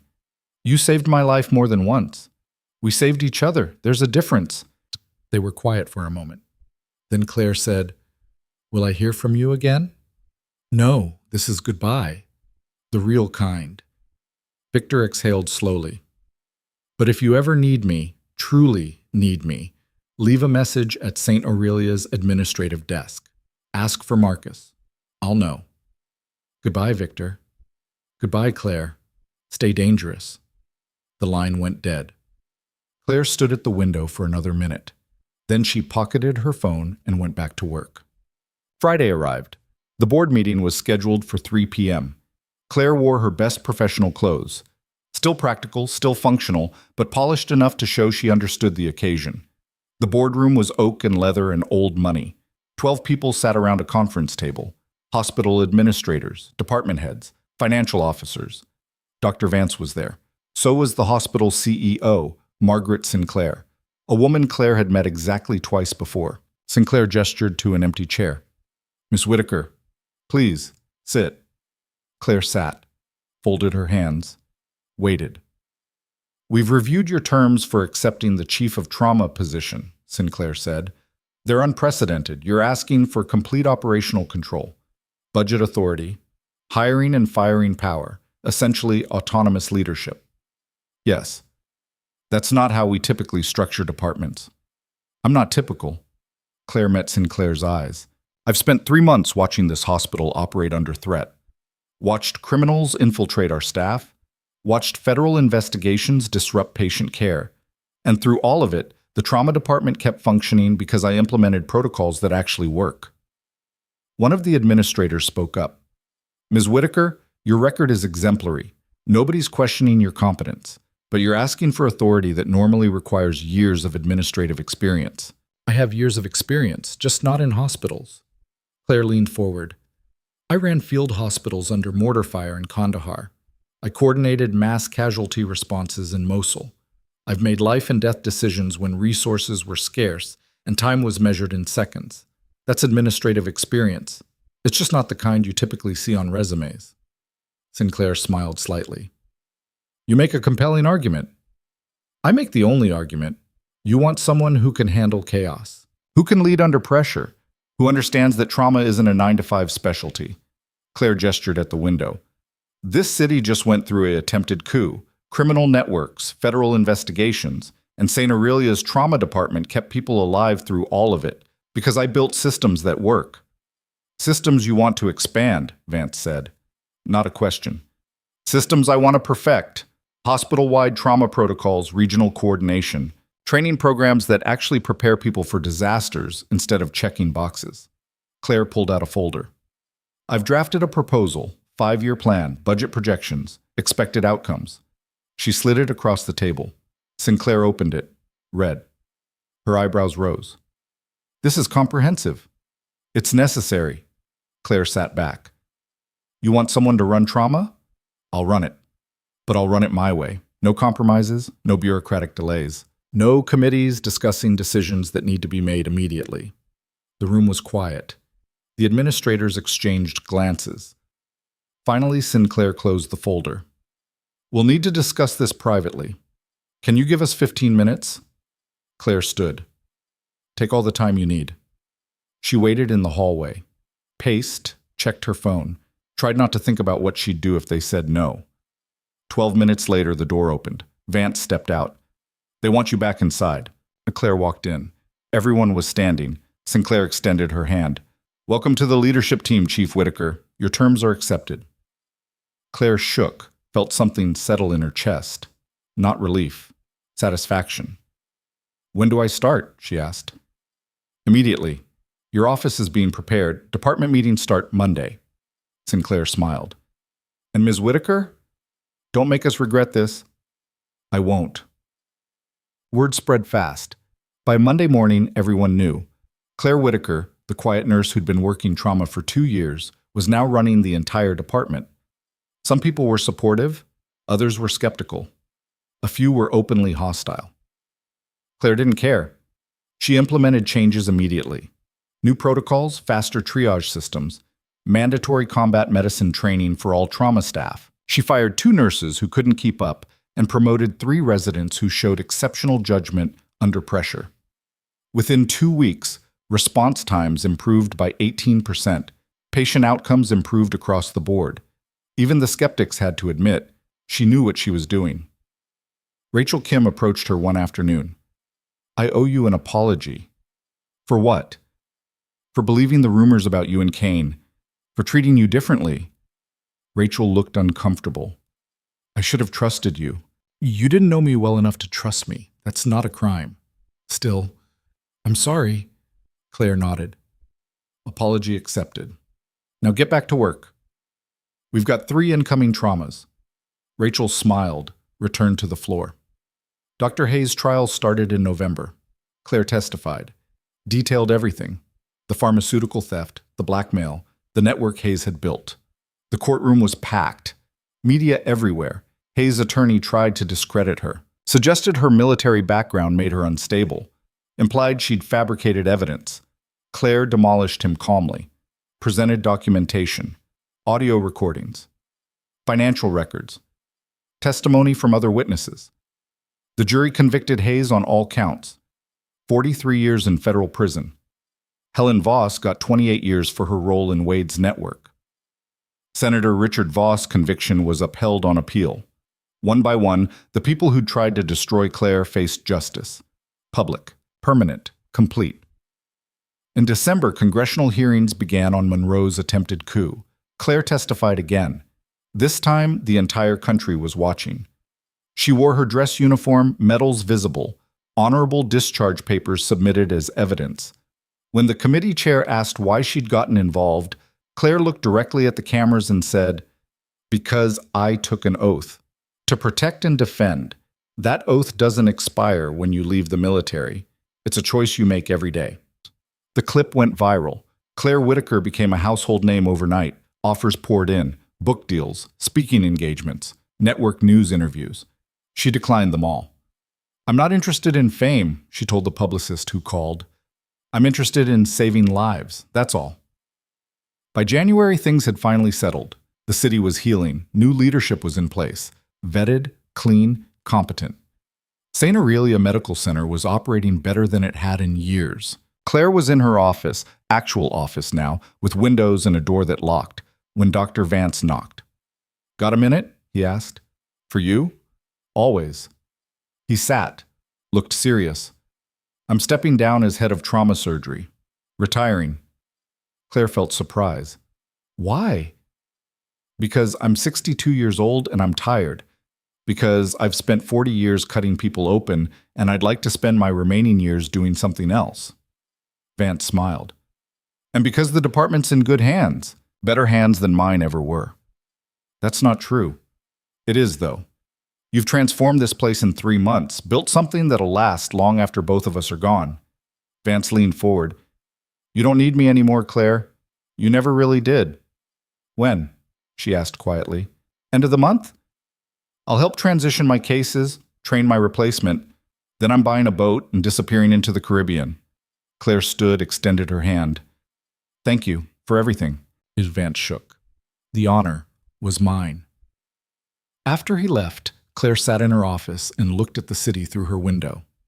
At Black Ridge spread out below. At the place she'd chosen to defend when running would have been easier. Her phone buzzed.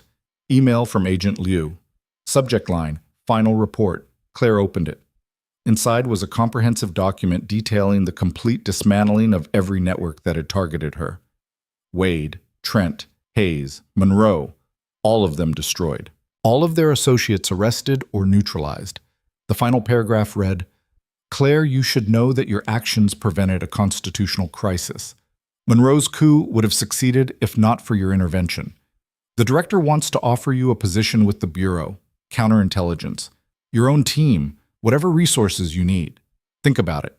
You'd be remarkable." S. Lou Claire closed the email. Didn't respond. She'd made her choice. This was where she belonged. Boom. Bus sets. February 14th. Valentine's Day. The ER was chaos. 3 car accidents, 2 domestic violence cases, 1 guy who'd proposed by skywriting and crashed his plane into a billboard. Claire worked through it all with the calm efficiency she'd perfected. Saved the skywriter. Couldn't save his dignity. As evening approached, Marcus appeared in the waiting room. Claire saw him through the glass. Felt her pulse kick up. Walked out. "Is he okay?" she asked immediately. "He's fine. Retired. Actually retired." Marcus smiled slightly. Bought a vineyard in Italy. Spends his days making terrible wine and reading philosophy. That sounds perfect for him. It is. Marcus handed her an envelope. He asked me to give you this. Said it was important. Claire took it. Thank you. Marcus nodded, started to leave, stopped. You know, he talks about you sometimes. Says you're the only person who ever saw him clearly, who understood what he was trying to be. What's that? Better than he was. Marcus smiled. You helped him get there. That matters. He left. Claire opened the envelope. Inside was a handwritten letter. Claire, by the time you read this, I'll be somewhere quiet. Growing grapes, failing spectacularly at retirement, probably wondering why I didn't do this years ago. I want you to know something. When I met you, when you fell asleep in my car like it was the most natural thing in the world, I saw someone who understood danger but wasn't defined by it. Someone who'd survived terrible things and chosen to keep saving people anyway. That changed me. Made me realize I didn't have to be the person I'd become. That I could choose something different. You were right. About justice. About there being other ways to win.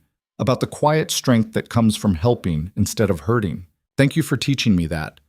Live well, Claire. You've earned it more than anyone I've ever met. Claire read it twice. Then she folded it carefully and put it in her pocket. Walked back into the ER. Back to work. Back to the life she'd chosen. 6 months later, Claire stood in front of 200 medical students at Blackridge University. Guest lecturer. Topic: trauma medicine in crisis situations. She'd prepared slides, data, case studies, but standing there looking at faces that reminded her of herself at that age, eager, uncertain, determined, she set the notes aside. I'm going to tell you something they don't teach in medical school, she began. Medicine isn't just about knowledge. It's about choices, about who you decide to be when everything's falling apart. The room was silent.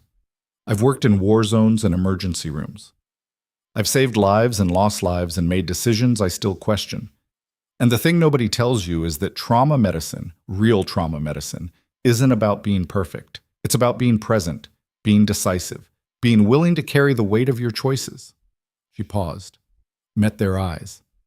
Some of you will become surgeons. Some will do research. Some will work in quiet clinics where the biggest emergency is a sprained ankle. All of those paths are valid. All of them matter. Claire leaned forward.